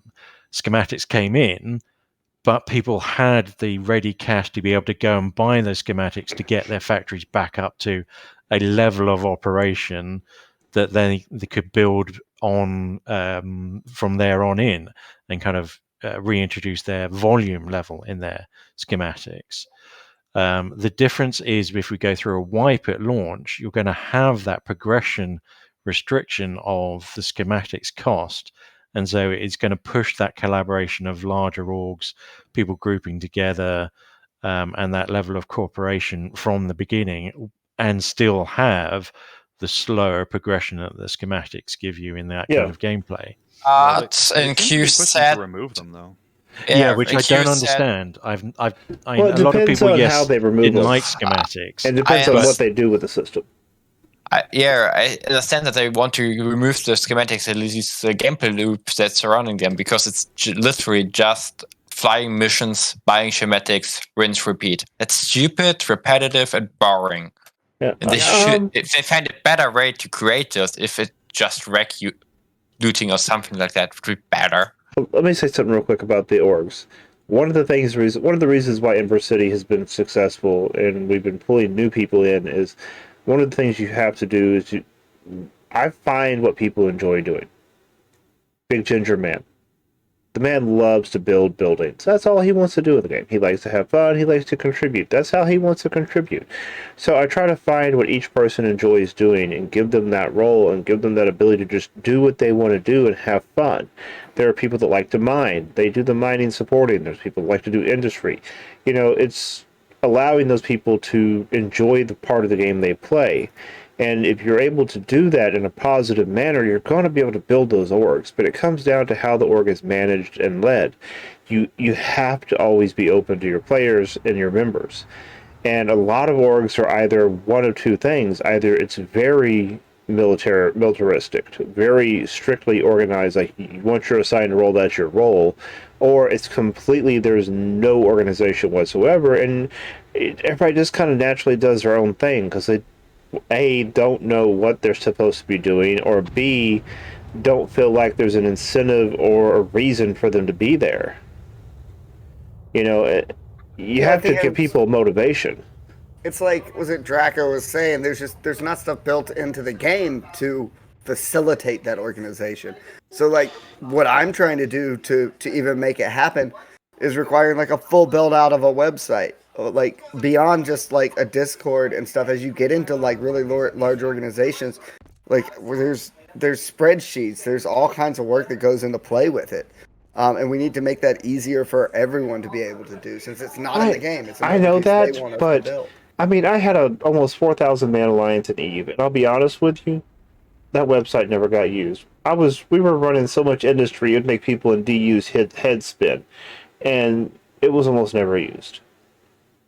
Jam Gigi was talking about why are solo players bad? It's not that we think solo players are bad, but when I joined the game, which wasn't even a year ago, by the way, like most players had communities, but they almost were never in the same org, right? And like I think what NQ at the upper level is trying to do is to make it so like whether or not you're in the same org or whatever, you need to be part of a community, right? And when I first started, I was part of a community, but always had just my own org. And like now I'm part of a larger org, and so it's completely different. And so like solo play is acceptable, and if you're like a homebody or a recluse and you just don't want to deal with people, cool. But you're gonna benefit being in a group, and a group should always be better off than a solo player. But that's something that's currently not. Yeah, but you need to create those incentives. Like you're building a city, like you have Ember City. Does it give me any buffs? Because if I put my industry, does it give like more shields to my ship? What's the advantage? Like you have real advantages in real life if you live in a city. Like you Well, there have are some like advantages like better access buffs. to goods. Buffs are Yeah, huge. something like that. Elements are huge. Community. Like just being in an environment where you look around and you see other active players compared to being in an environment where you never see active players. That's Yeah, a but completely different mindset. that just gets you so long. Like you can do that in VR. Like I visit a lot of cities and places in VR and just see the people sit wait, you know, but what's the advantage of me as a player? Like you said, like what is the advantage of playing You have together? a Like close knit community I that get better skills. you The only closer reason I knit joined an community and org access is to for things. people. Yeah. I love The the answer is for community, the inspiration talking. and community. It's the Yeah. social I aspect mean, I and the love it. creative aspect. There'll be times I'll be sitting here and I'll have Resource next door working on something on one side. I have Raven FTW set on the other side working on something. I'm sitting here working on something, and it's like I don't know. It just kind of I enjoy that. Nobody here is saying whoever said like if you don't get buffs or whatever, like like those systems would be great and all, but like there has to be at the core like just a sense of community. Yeah, And, like activity. when you have that, Yeah, an activity. that's the most important part. I got it. Like my group could have fallen apart months and months and months ago, but we didn't because of the people. Mm-hmm. Hold on one second. It's Toby, it's that's kind a of gorgeous new ship, bud. The difficulties now is things like the Mega Node mining. That was a great community. Get together, everyone kind of contributed, everyone profited from it. Yeah. It's a lot of people have said it. There's fewer and fewer things in the game that are driving community gameplay at the moment. But I think there still is one, and it's that the benefit of being in the org is you get it's essentially kind of passive buffs through industry in that you can be part of an organization, they can have a mega factory, and you can benefit from cheaper and cheaper elements that come out of that factory than you would have to buy off the market. So as being part of that group, you have access to that kind of passive buff at a distance as a separation.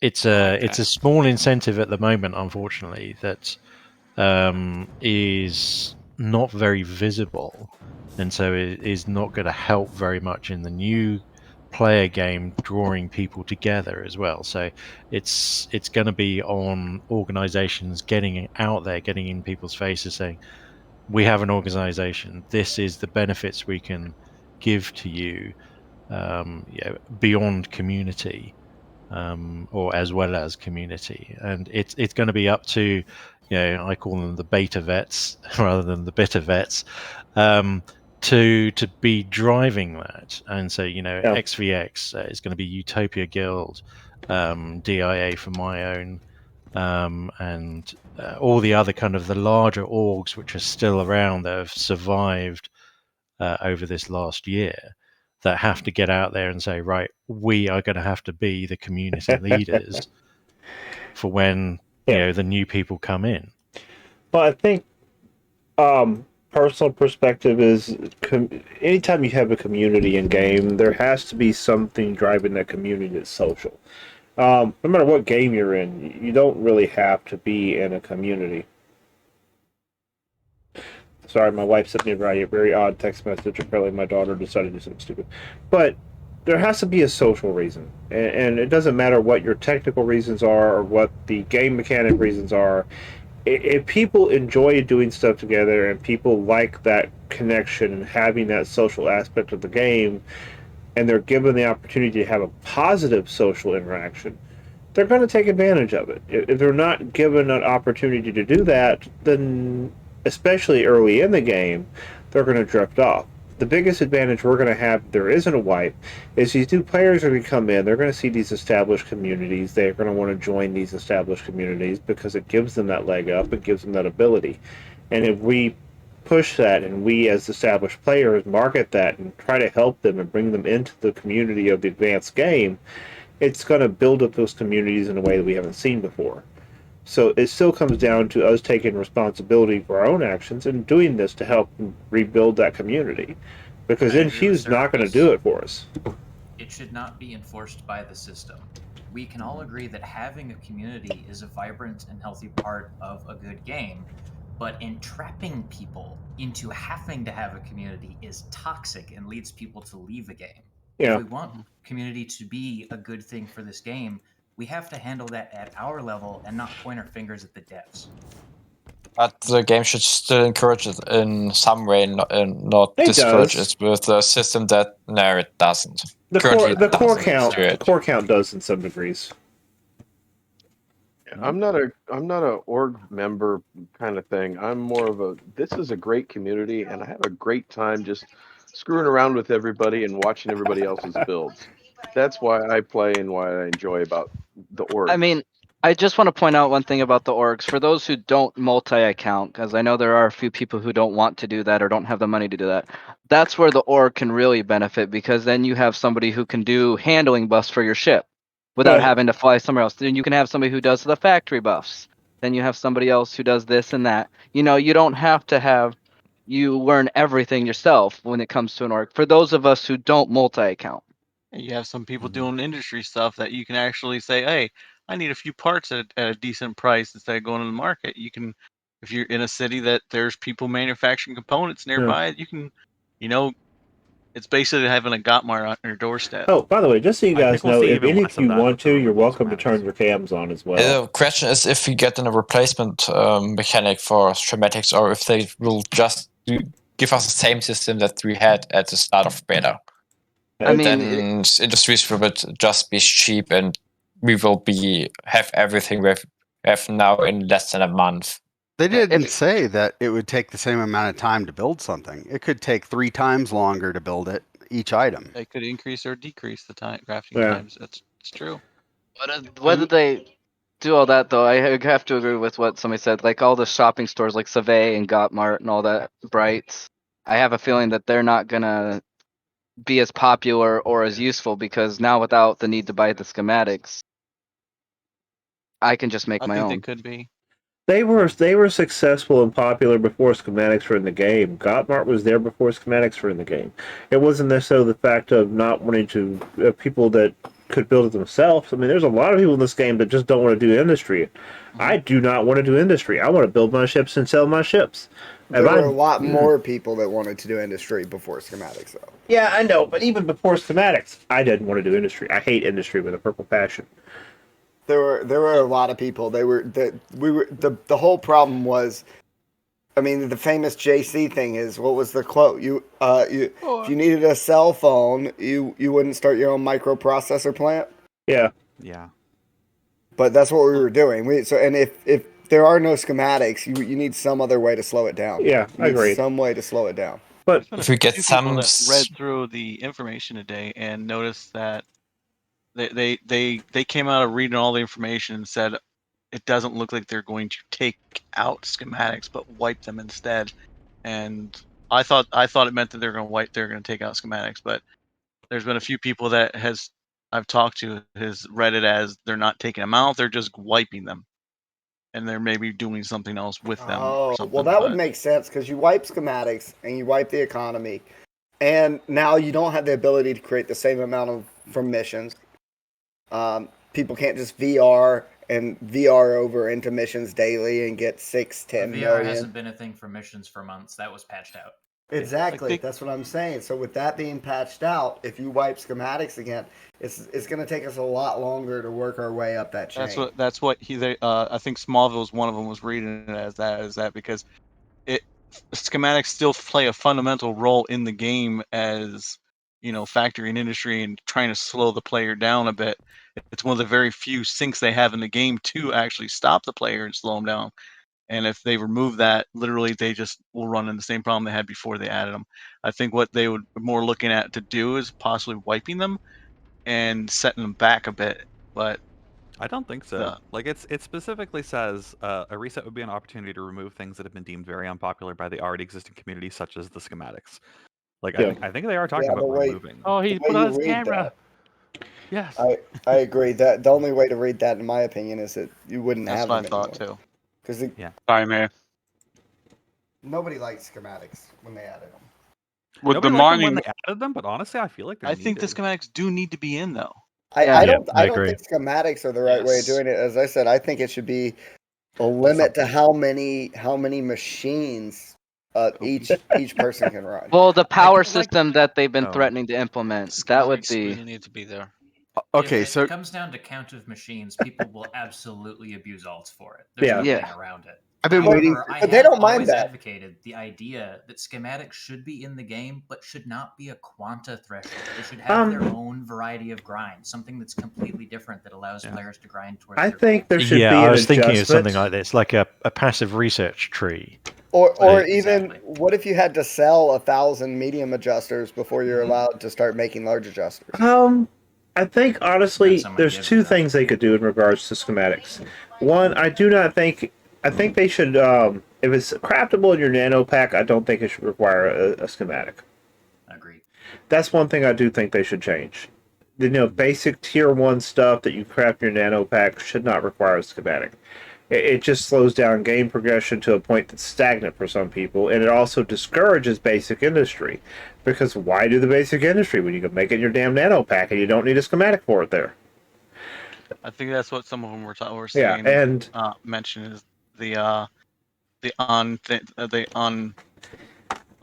unpopular things was the free schematics that could be read interpreted as removing things like tier 1 stuff being schematic. They can actually remove that and reset that, and also the schematics that people got for free back are really cheap back, and then removing that unpopular stuff.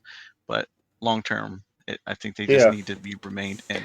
I think the other thing that they should do is I think schematic systems should be changed in the method of I don't think schematics should cost as much financially in game. Yeah. However, I do believe that schematics should be behind a skill tree wall, to where you have to have the skills to actually produce the stuff and the schematic. I don't think the schematic should be as much of a quanta sync, but cut the price and give a skill trade off. But again, you'll just have people spamming alts to get around the tree again. Yeah, but the schematics should be their own kind of grind. I even put together a concept for a research system where you have to go to other planets and points in space and other areas to find research samples, and you combine them into a single copy of a schematic. So in order to keep building more schematics, you have to keep looking for more samples, but it's not a quanta threshold that people can just step over if they get fortunate or if they find an exploit. I don't know. I think one of the other ways around it is not just the talent. Maybe that power system that they've been threatening to implement for a while now on a core. No, let's go back. Let's pause at that real quick. Hold on. Let's pause at that real quick. And let's recognize the absolute catastrophic impact of rolling in a power system that it's going to have on the game. And ask ourselves, are we ready to be in a position where NQ has to wipe again because they impacted the game again by putting in a power system? Or should they hold off on wiping and launching until they have this power system in place? Based on previous experience, they have a really bad habit of releasing things in a pretty much the worst order possible in terms of how it affects the players currently in the game and the current state of the game.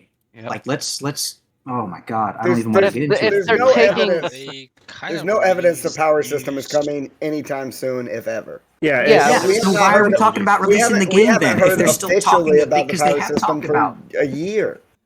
Yeah, the power system hasn't been something that's been discussed in a very long time by NQ. Part of me wonders if they've just completely shelved the concept. Yeah. Because I don't think we're saying it ever. Yeah. I mean, so you guys are talking about like having, like for me, I don't do factory myself, partly because I don't want to have to deal with the schematics of stuff. But if they get rid of that, there's nothing stopping me from, making myself a gigafactory and how many other people out there. Yeah. Are you going to be able to supply your factory with minerals, though? Is the current mining even capable of keeping up with it? I have my personal, I alone, between all my alts, I have over 80 tiles myself, and my org has another 100. And all my tiles have at least 2 miners on them, if not the average of 4 to 5. Prepping for power. So, I mean, I have tons of ore at the moment. I mean, after a wipe, it's going to be a game plan. It's a free-for-all to who can get there faster to claim them. But I feel like they're already the factories are already behind the talent tree, though. Because the fact is, unless you're at level 5 talents, you don't compete on the market, and the market rules. And so there's not, like, even if we didn't have schematics are not, stuff is behind that talent tree already. Only level 5 boosted factories compete. With removing schematics, you remove that barrier, another barrier for individuals to set up their own factories, which means the markets become obsolete. It's the problem they had early on in the beta, which is why they introduced schematics in the first place. Is that people were not using markets like Enki wanted them to. Prior to recently. However, there are now territory taxes. So regardless of how much stuff you want to build yourself, you have to make quanta somehow so that you can pay those taxes. But if there is no schematics, then everyone builds their own gigafactories. Then there's still no point in going to the market because nobody's buying, right? Right. I think people should still go to the market. And this actually brings up a more interesting point about the talents. Is if we're not going to have talents wiped, and the only people that can compete are the ones with level 5 factory talents, they're going to win out, undercut everyone else on the market, and continue to run that market. Yeah, crap, you're right. Yeah. So we've been talking about saving the talent points, but do they need to be wiped too? I hate saying this, but I mean, like with Eve, I hate using Eve as an example, but it's the most appropriate game to use an example in this. I have seen people recently in the past few years come into Eve, build up industry, come into the market, take over markets, end up doing trade, and make crap loads of this, competing with the big boys. Yeah, and there's a delay time on it. Eve is far worse than DU is in regards to the delay time for being an effective industrial person, because everything you build in Eve is behind a skill wall, and I mean major skill walls. Yeah, but you have skill injectors in Eve, and you don't have skill injectors here. But I'm talking about before that even. I mean, I played Eve since 03. Yep. Before that even, it was still, it took work. But that was part of the challenge, and no matter what you do, unless you wipe every 6 months, like flipping Last Oasis does, or whatever it is they wipe, you're always going to have the people that were there before you that are driven and did better than you. You're always going to have people that might have had a little bit more drive or free game time to play than you do. And you can't wipe or do things in response to, oh my god, this person might not have what this person does, unless you want to continue that process, because it's always going to be a case. It's always going to be a problem, because no matter how hard you play the game or how long you play the game, there's always going to be somebody that either figures it out better than you, does it better than you, or is just flipping more motivated than you. Yeah, and with the current talent system, that's just gonna go even worse over time, right? Like someone I just saw, Peabody, said that they should be capped at 6 months, and like it's a point. Like as long as we're continuing to gather talent points as the game progresses, 2 years from now, 3 years from now, like I'm gonna have so many talents stacked up that like a new player coming in and starting is just never going to be able to compete with the broad array of talents that each individual who's been playing since launch is going to for that. But this isn't something that White fixes. This was just a bad talent system from the get-go. A badly designed time-like talent system. This is a consequence of exactly what they wanted. Yeah, all right, and guys. the Wipe's not going to fix that. All right, hey. I've been listening in for quite a few minutes. I haven't had a chance to jump in here and say anything, but I got to go now. Very heated debate. Lots of good stuff going on. There's a clear divide between people who are interested in making solo play more accessible to players, and equally people who want to keep the orgs together and push that aspect of the game. I think they're both valid, and I think if we work together in communities, we could have it both ways.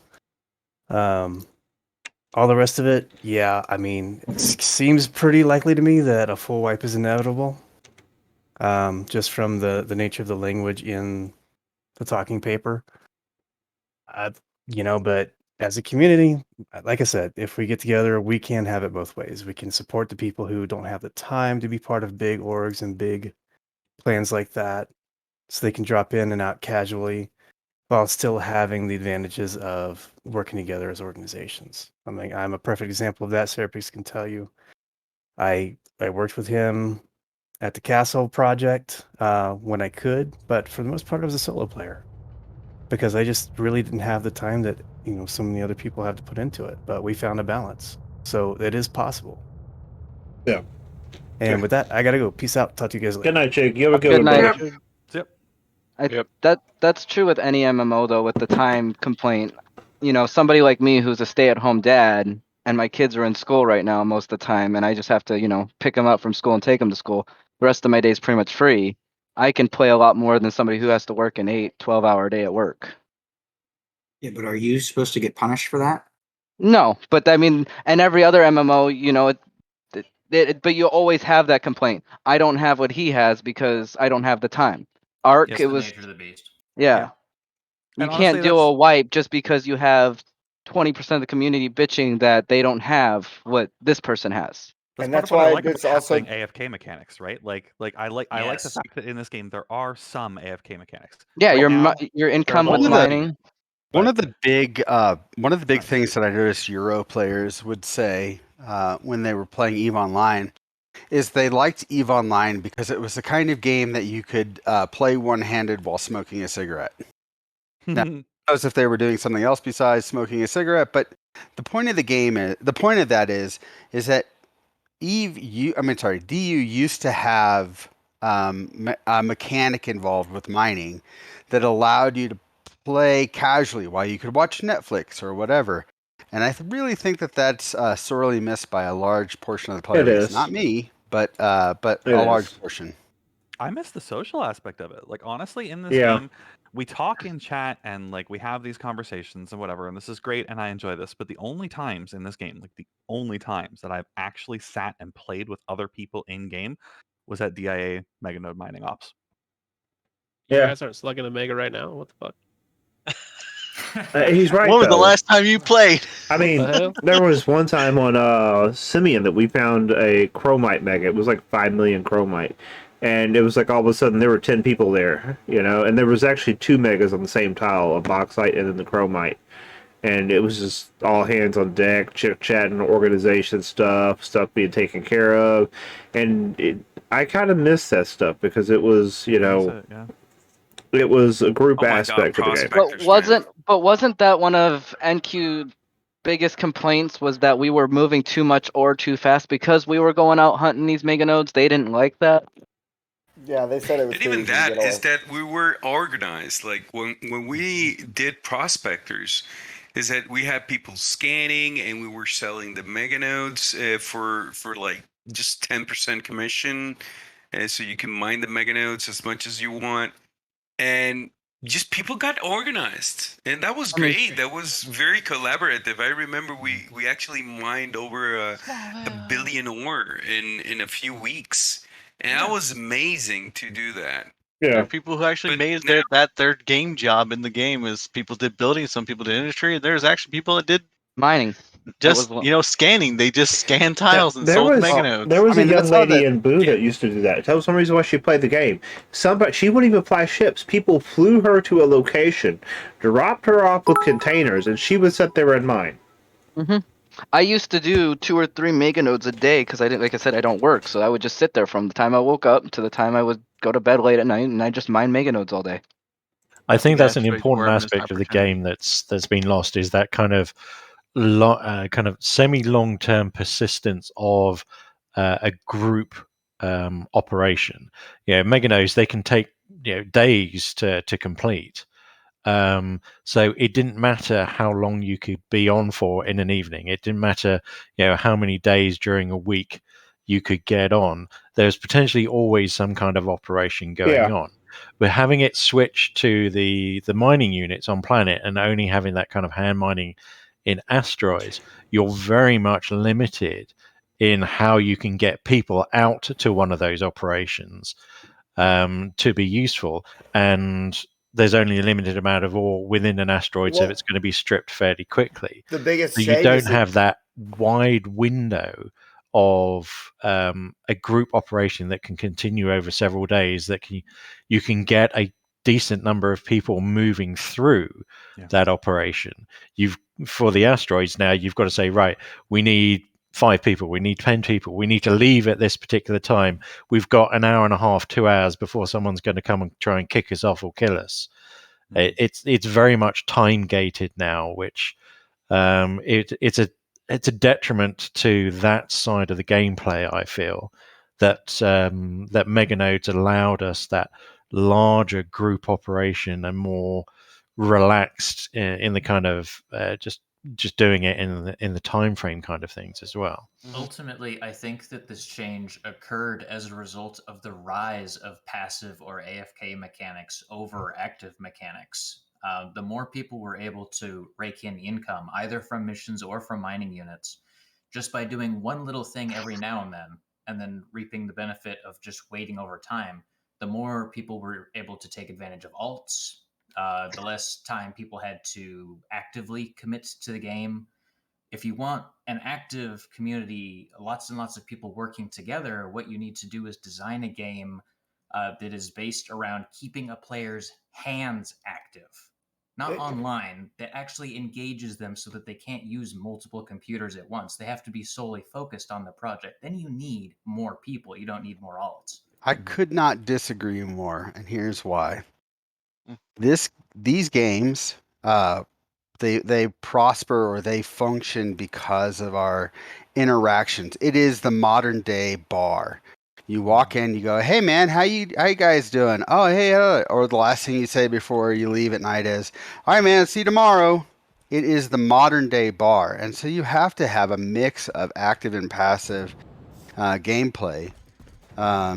My problem is it's not clear which one it is. You look at something like missions. Is that active or is it passive? It's passive. It's passive. Okay, but it requires using up my entire computer. Like you have to have a whole computer to run missions on. It requires a client, but it doesn't require a human. You can set up the autopilot Right. to do the mission for you. It requires and then do a client. something else in the game on a different I client. would be happier if missions were completely passive. Like give us That would be kind of cool. give us a fleet manager that I send out and it just I've seen this in a million games. What Assassin's Creed Black Flag did it with ships. You do this in No Man's Sky with a fleet. Give us a fleet thing. Make that missions. Don't make me sit here and run my computer till I kill its heat sink because Even it needs to do 6 hours of no seeing anyone. Even if there's an actual ship out there that a PvPer could go hunt, like hogging up my client means that's all I can do. Like my computer is basically just sitting here running missions all day, every day. I will say that I am actively involved in an organization where we coordinate and split some of the duties on mission running. Yeah, not anymore. And that's fun. No, like, did you see the update for PTS? Yeah, that's with going the special missions and the daily limit on them. Like it's now. So for those who don't know, in the PTS right now and in Athena forthcoming, basically there's going to be each character is going to have access to 4 or 5 special missions, which are the ones that actually pay really well. Basically all of the good ones they've shuffled off onto these special missions. And every day at 10 a.m. UTC, which is 5 a.m. my time, it rolls over to a new set. And I have until 10 a.m. the next day to do those missions if I want to do them. And there's no guarantee that I will share that set with anyone else.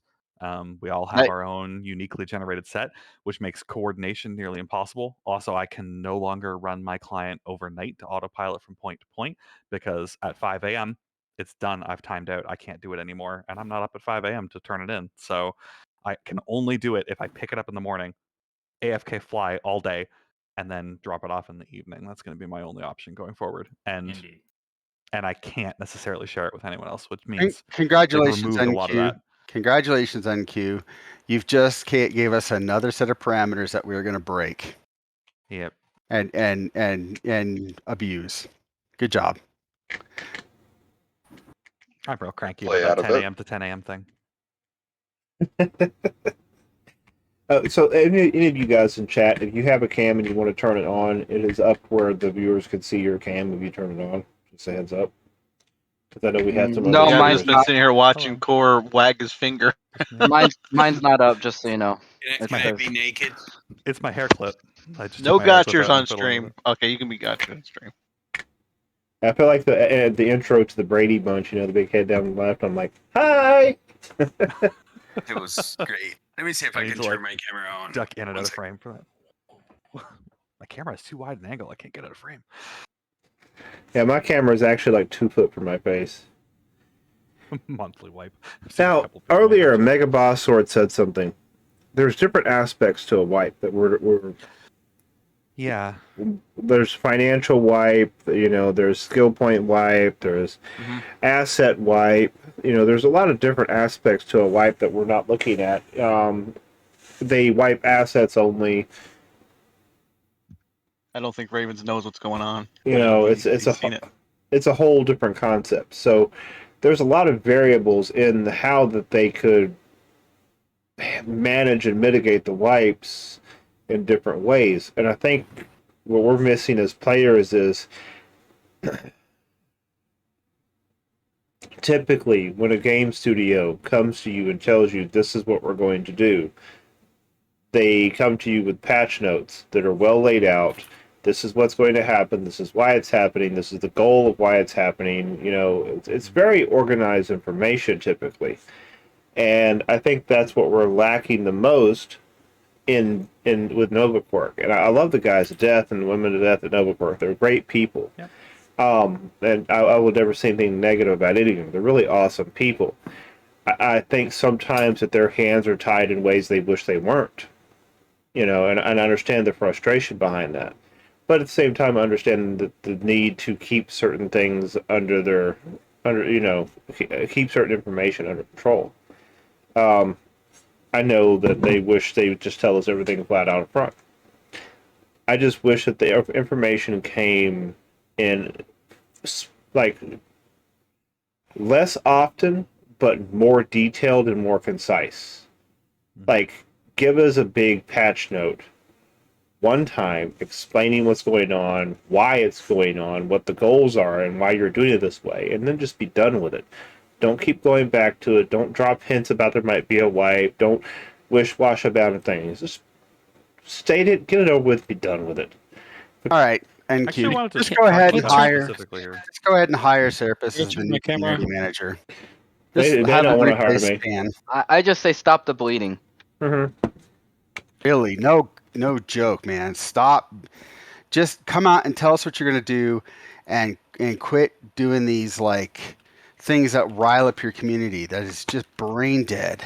I mean, it's working though, right? Look how many people are in this chat. Look how many people are watching stream tonight. More than the last. People have quit the game just today. Yeah, just today from their non-official announcement. Lack of leadership. I'm going to put it right out there. Okay. Lack of leadership, NQ. Hey, by the way, right now, I just fixed it. Anybody should be able to turn on their cam and channel now. I forgot that wasn't set up. Oh, okay. Apparently that's my moderator power. Sorry about that. There we go. Well, we got some paces popping up there. Look at that. Ha. Sorry about that, guys. I completely forgot that wasn't turned on. But I'm going to say what we might want to do is a lot of people have their own ideas about what this game is, what it's supposed to be. We've been told about the 6 pillars of the game. But take a step back. What is the fundamental of this game? It's building. It's the creativity side of it. It has an industry side. It has a PvP side. It has some kind of mining resource collection side. But the principal characteristic of this game is building. That creation side of things. Yeah. So it's got to be kind of the way we frame these discussions and what we think about this game can be moving forward has to be kind of focused through that lens a little bit. And I think that's been lost a lot simply because over the last few months, we've had a lot of very loud people on the PvP side of things saying this is how PvP should be. And then we've had, the non-communication of what's going to happen over the last 6 weeks or so about cleaning up the server that's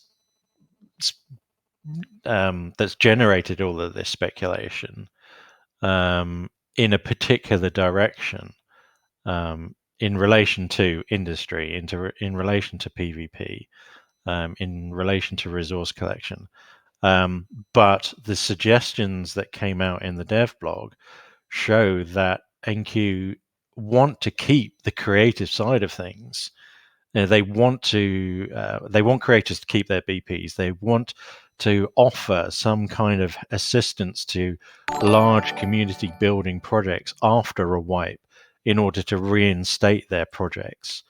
What form that will be it's kind of, we don't know. You can only speculate. It's possibly some kind of dev assistance in rebuilding somewhere like Utopia or Ember City, things like that. So I just kind of wanted to get into people's heads that, try and take a step back and see what the overall kind of type of game this is, and try and keep that in mind of what the particular suggestions of the wipe type that NQ have given us. Yeah, I can definitely agree with that. Yeah, I think there's some great points there. I mean, building to me is what's unique about this. It's the best implemented. It's what people find and to draw them in a lot. And they are trying to respect it. As point, as much as it can seem like they're shooting themselves in the foot, they're making these choices out of the best choices they can to promote the parts that they want. And there's every indication they want to support builders. They want to respect the artwork that's been created. And they've always, I can say from personal experience, they've always been over backwards to try and help the greater racing community. So I think even through something like this, they would try and be as helpful as possible. Yeah, I think. I wholeheartedly agree that DU is a creatively based game, and they want it to be a rounded experience so all different kinds can interact with the community. But spaceship combat has already been done. Industry has already been done. Other games do that, and they do it better than DU. But no one has done an MMO based on voxels like this. No one has. It's the very first one. Yep. Yeah. I honestly wish they would stop focusing on PvP so much and focus a little more on the part of the game that people actually enjoy.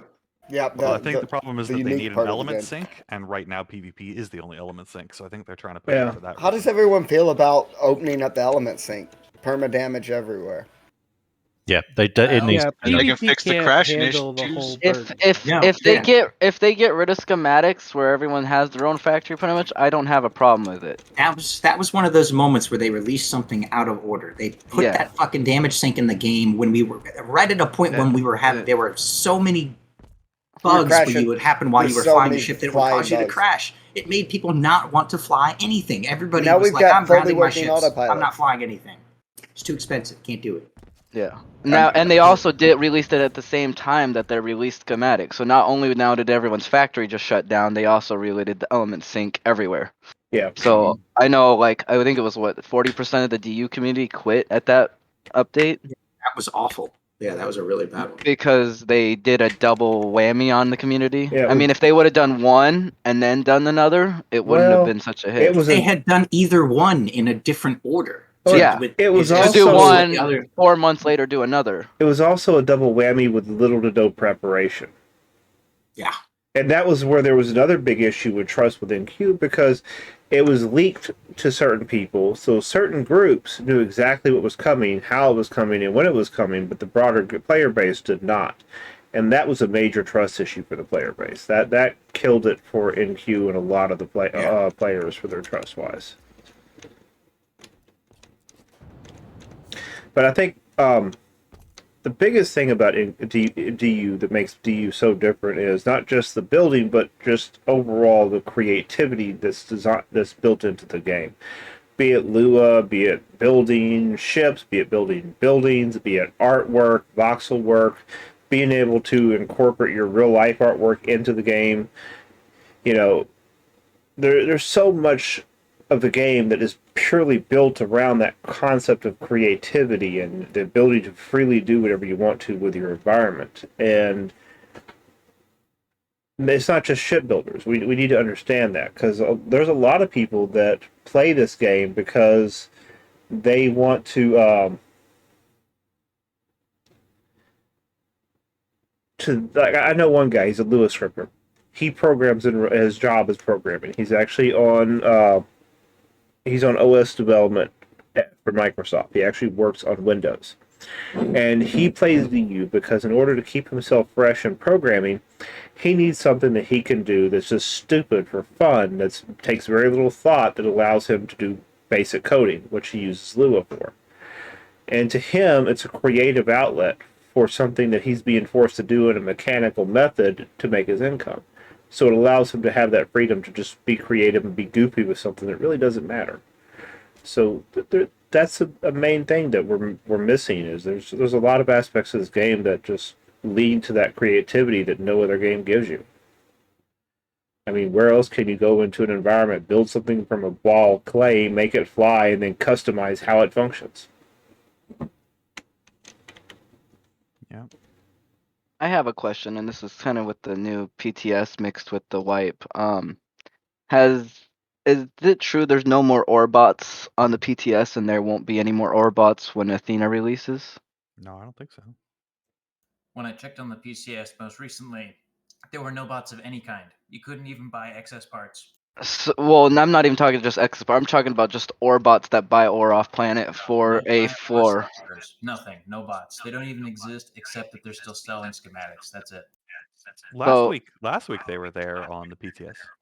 It may just be that they weren't populated. Okay, that I was just Maybe curious it's because hot if weekend.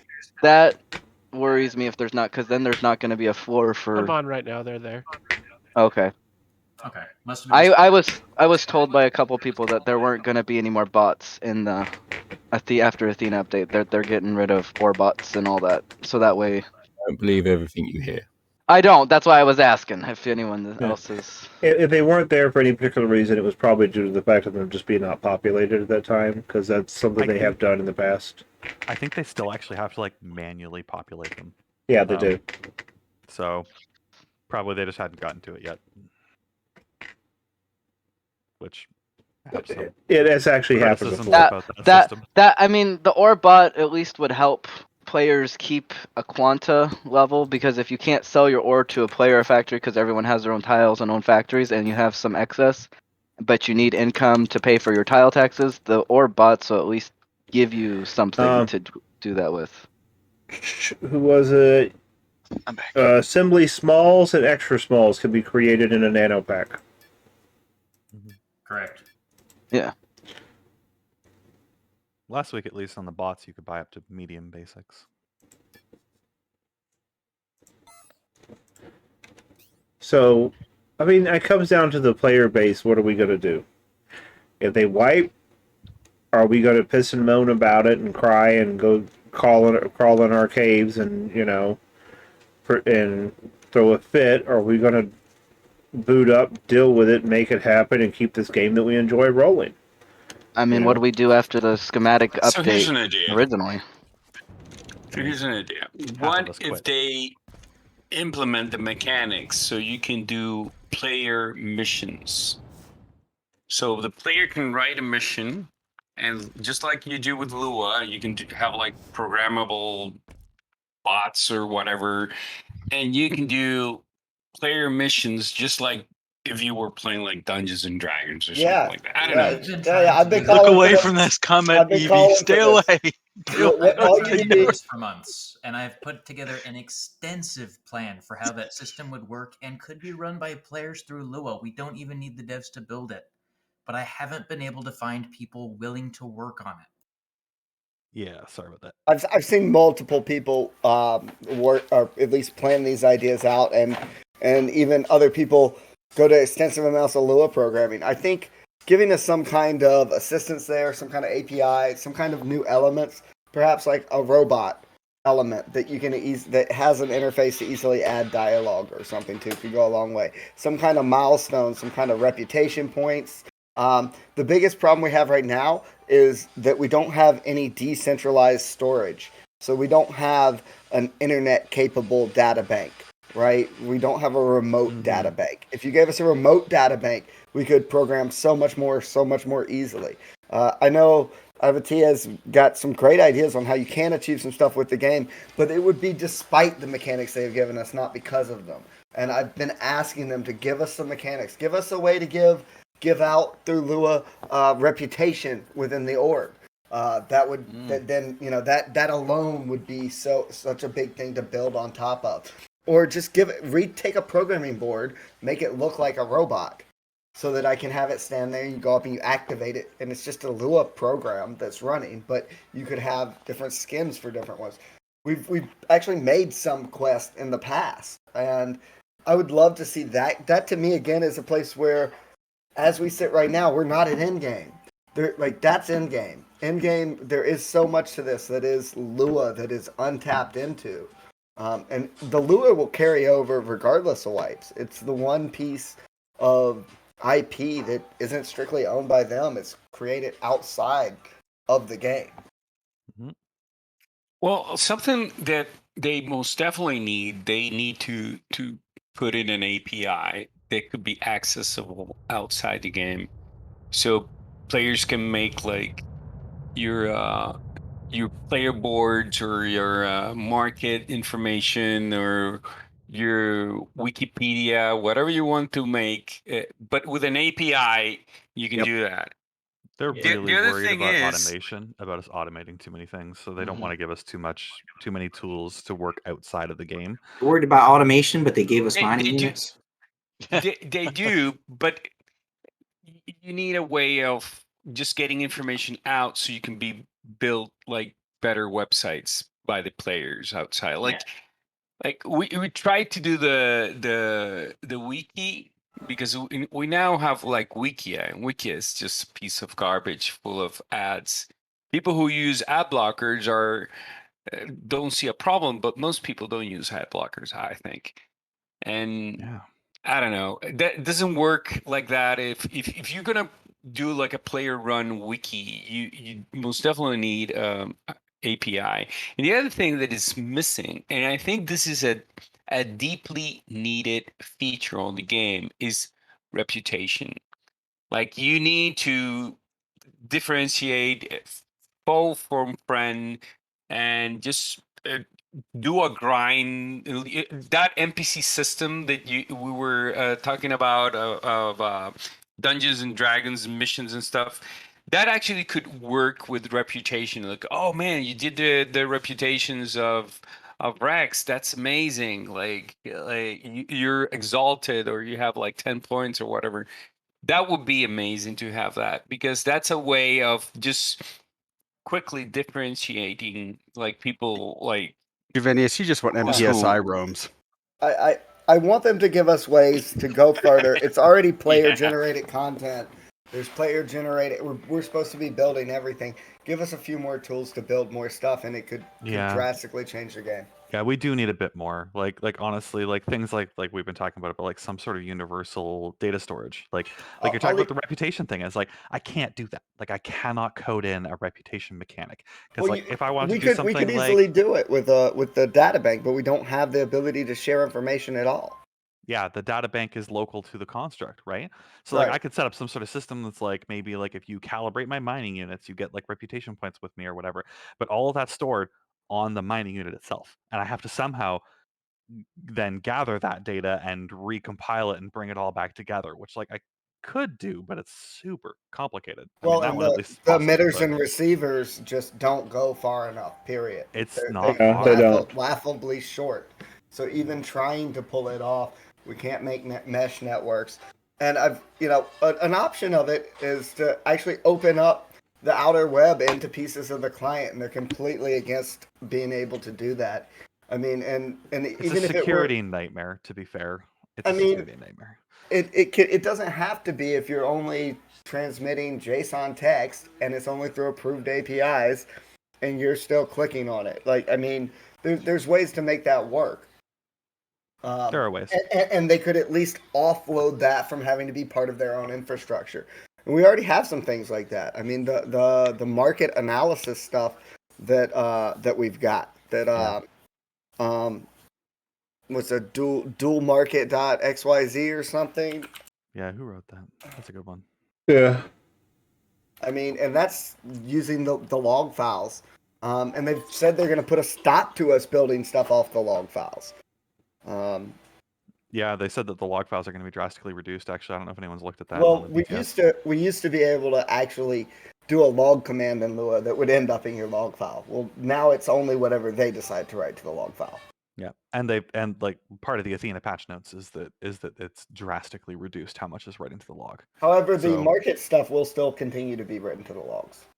Will it? Has anyone looked at that? I've had confirmation that that's the case, unless that's changed in the last 2 weeks. No, today. It was part of the patch notes for the update today was that they're drastically reducing the logs. Yeah, but that was already planned. I believe the market one will be unaffected. Yeah, I don't know. We'll see. All right, gentlemen, I got to bow out. I appreciate the conversation. That was nice. Continuing the discussion. You have a good night, bud. On the East Coast. Thanks, everybody. Yeah, have a good night, guys. Take care. Later. A good one. I actually wholeheartedly kinda- agree with the idea of adding a couple more API parameters, some sort of new tools, so that players can track each other's progress in some way. I've wanted to build story missions, campaigns for players to build and explore, but the biggest problem is every time anyone wants to go through it and I don't want them to destroy it, I have to edit them into the RDMS, which means I have to be online, which means I have to figure out if they're going to fly into PvP space with the ship that I built and everything. Yeah. The script that I wanted to put together with Lua would circumvent it by allowing access through particular doors or to particular containers and reward the player after they've collected a number of tokens stored in their data bank. But it would be far better if the devs would find some way to allow custom parameters or those completion tokens, whatever they may be, to be linked to elements in the game that players can activate and then be tracked in the mission screen so that it can just be verified right there. It's not dependent on emitters. It's not dependent on data banks. It's just in the mission screen, F8. So just a heads up, guys, we're at 10:18. That means we've been on for 2 hours and 18 minutes. We're going to stop it at 2 hours, so we got another 10 minutes. We're wrapping it up. So get your thoughts out. That's too bad. I wanted to start a whole new discussion.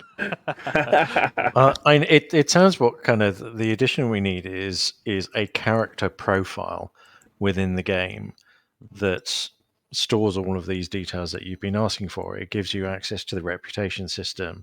It gives you a way Skill to tree. well, not really a skill tree. It's just a kind of like a CV of sorts for each character. Yeah, you can see the other player's skills, so you can actually browse somebody's profile and say, "Hey, I have a job for you. You have good skills with radar." Yeah. Yeah. And into that, you can add things like the reputation system, and potentially just personal notes. So it's your client side notes on that particular character, or it could be public-facing notes. That someone adds you can put points into their reputation, but then you have a note saying this is why I gave them reputation. Hey, Drax, can you they're a check good your DM? shipbuilder. They answered my questions. They've got good customer support service, or these persons have got good boosts, and they come out to your station and boost your stuff for you. So it's just a level of information that we don't have on players in the game at the moment, which would feed into this idea of community that we were talking about earlier, that we can start that interaction between players by getting more information about particular players. You most definitely need a way of doing intelligence on people. Like, let me see if this guy has a reputation with this guy, or I don't know, he wants to join my org, but I don't know if he has swindled somebody before or done something negative or stuff like that. Like you really need that. I mean, if you sorry, go. A reputation system. If they have a reputation system, you can really do that. Like, Well, I mean, he has a technically, they bad do have one in reputation. the game. I think. Yeah, but what you I'm don't need thinking is NQ for that. You don't They actually don't. need NQ for that if we could have some way of communicating universally. If I could have a data bank, even just one in-game data bank that is like mine, that I have access to, that I can control access to universally, always from anywhere, then I could do things like I could have someone set up like that you are a But that reputation would be manager, right? that And would like, be something you would want NQ to handle. Like, I wouldn't want you to. I'm Not really. It's not that I'm not trusting you, But Well, I that's the know I thing. could give you Someone's a gotta little trust bit somebody. of sugar, so you cannot like just erase that. I think Like, what he, I a think little he's bit of saying, money. but I think what he's saying is Yeah. like, let's say I did something shady, and then I go to whoever's making it and say, hey, I'll give you 10 mil if you take that off my record. That's actually a big part in Eve. I mean, whenever you're recruiting in Eve, you look at their corp history, you contact their previous corps, you know, find out what they think about them. I think if we just had a corp history on players, that would solve that. Because when you're recruiting somebody, you could contact their previous super legates or legates. You know. Yeah, but I think if Yeah, he's saying if it's corp ran through history. the players, if it's ran through a player, it's subjectable to being Well, abused. it'll always be susceptible to be abused. Honestly, I think that's actually a perk though, not a flaw. Like I think that's actually part of the system is that like that means that someone has to actually develop that and someone has to become the trusted party that other people trust. And then if someone pays him off in order to do that or whatever, like see- you could end up with an actual like in-game player mechanic system where someone actually offers to bribe him to expunge their record as a way of exposing him and the fact that he's taking bribes. I mean, Eve was a Bribery. big I example get where of you're that. coming from. You're looking at kind of trusted third party. I mean, you know, going back to Eve again as an example, but Cribber, he was the person to go to in Eve if you wanted, you know, trustable third party transactions or reputation and things like that. Before a very bad event, there was one person that everybody in Eve trusted in Goon Squad. I don't care who you were. You knew that if you had a problem with Goon, you could talk to Vile and he would sort you. You know, that was just the way it was. And that was one thing about Eve that I always enjoyed. Your reputation was everything. It didn't matter how much money you had in game. It didn't matter how much resources. Your reputation was everything in that game.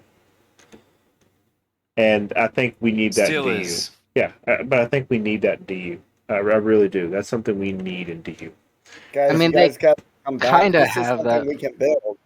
We can do this outside of game. Okay. And this is something I want to work on. I'd love to, if any of you guys have more ideas about reputations, profiles, directories, you know, it'd be great to have it in There already game, but- is. but let's establish Look at what Eve Online does with Eve Who. You can have a DU Who or Yeah. whatever. Like I remember at the start of the game, like we did like scraping on the website of the game just to know how many players were in what organization, because at the start of the game when it launched the beta, we all thought like PvP was going to hit like real good, and we came in with all those ideas of Eve where you need intel, you need to know where the player where the organization base is, how many active players do they have, and you came in with that mindset that you come in from Eve.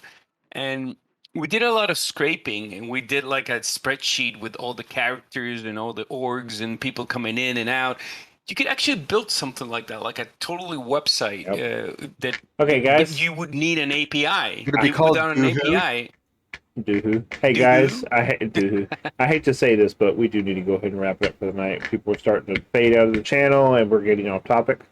So we will probably be doing So let's go ahead and do a raid, guys. Everybody, thanks for coming to hang out tonight. These are things we're probably going to be discussing further in the future. But yeah, I don't think the wipe Well, discussion thanks for having me. exhausted itself yet. Yeah. Yeah, this Not is even remotely, this no. is still gonna go for a while. We're going to do another Dut stream this Saturday to pick up on, see how things are going, and we'll do another one next Saturday. So we'll continue to do them every Saturday until this comes out. We get more information on it, and maybe they'll, watch the stream and figure out what the viewers are saying in chat and in voice. Okay? You guys have a good night. Let's do this raid, and I will see you all Saturday night for the next Dut, and tomorrow night for my stream. We're going to raid Angry Dad. Make sure when you hit that channel, guys, you hit refresh on the screen so he gets the credit for the viewers. He's racing around right now acting like a crazy man. I'll see you all tomorrow night. And remember, Dut Saturday night, once again. Bye. So everybody say goodbye. Hey, everyone. Yeah. Wipe talk to a minimum over there, guys. Unless you're talking about toilet paper. He's a righteous dude.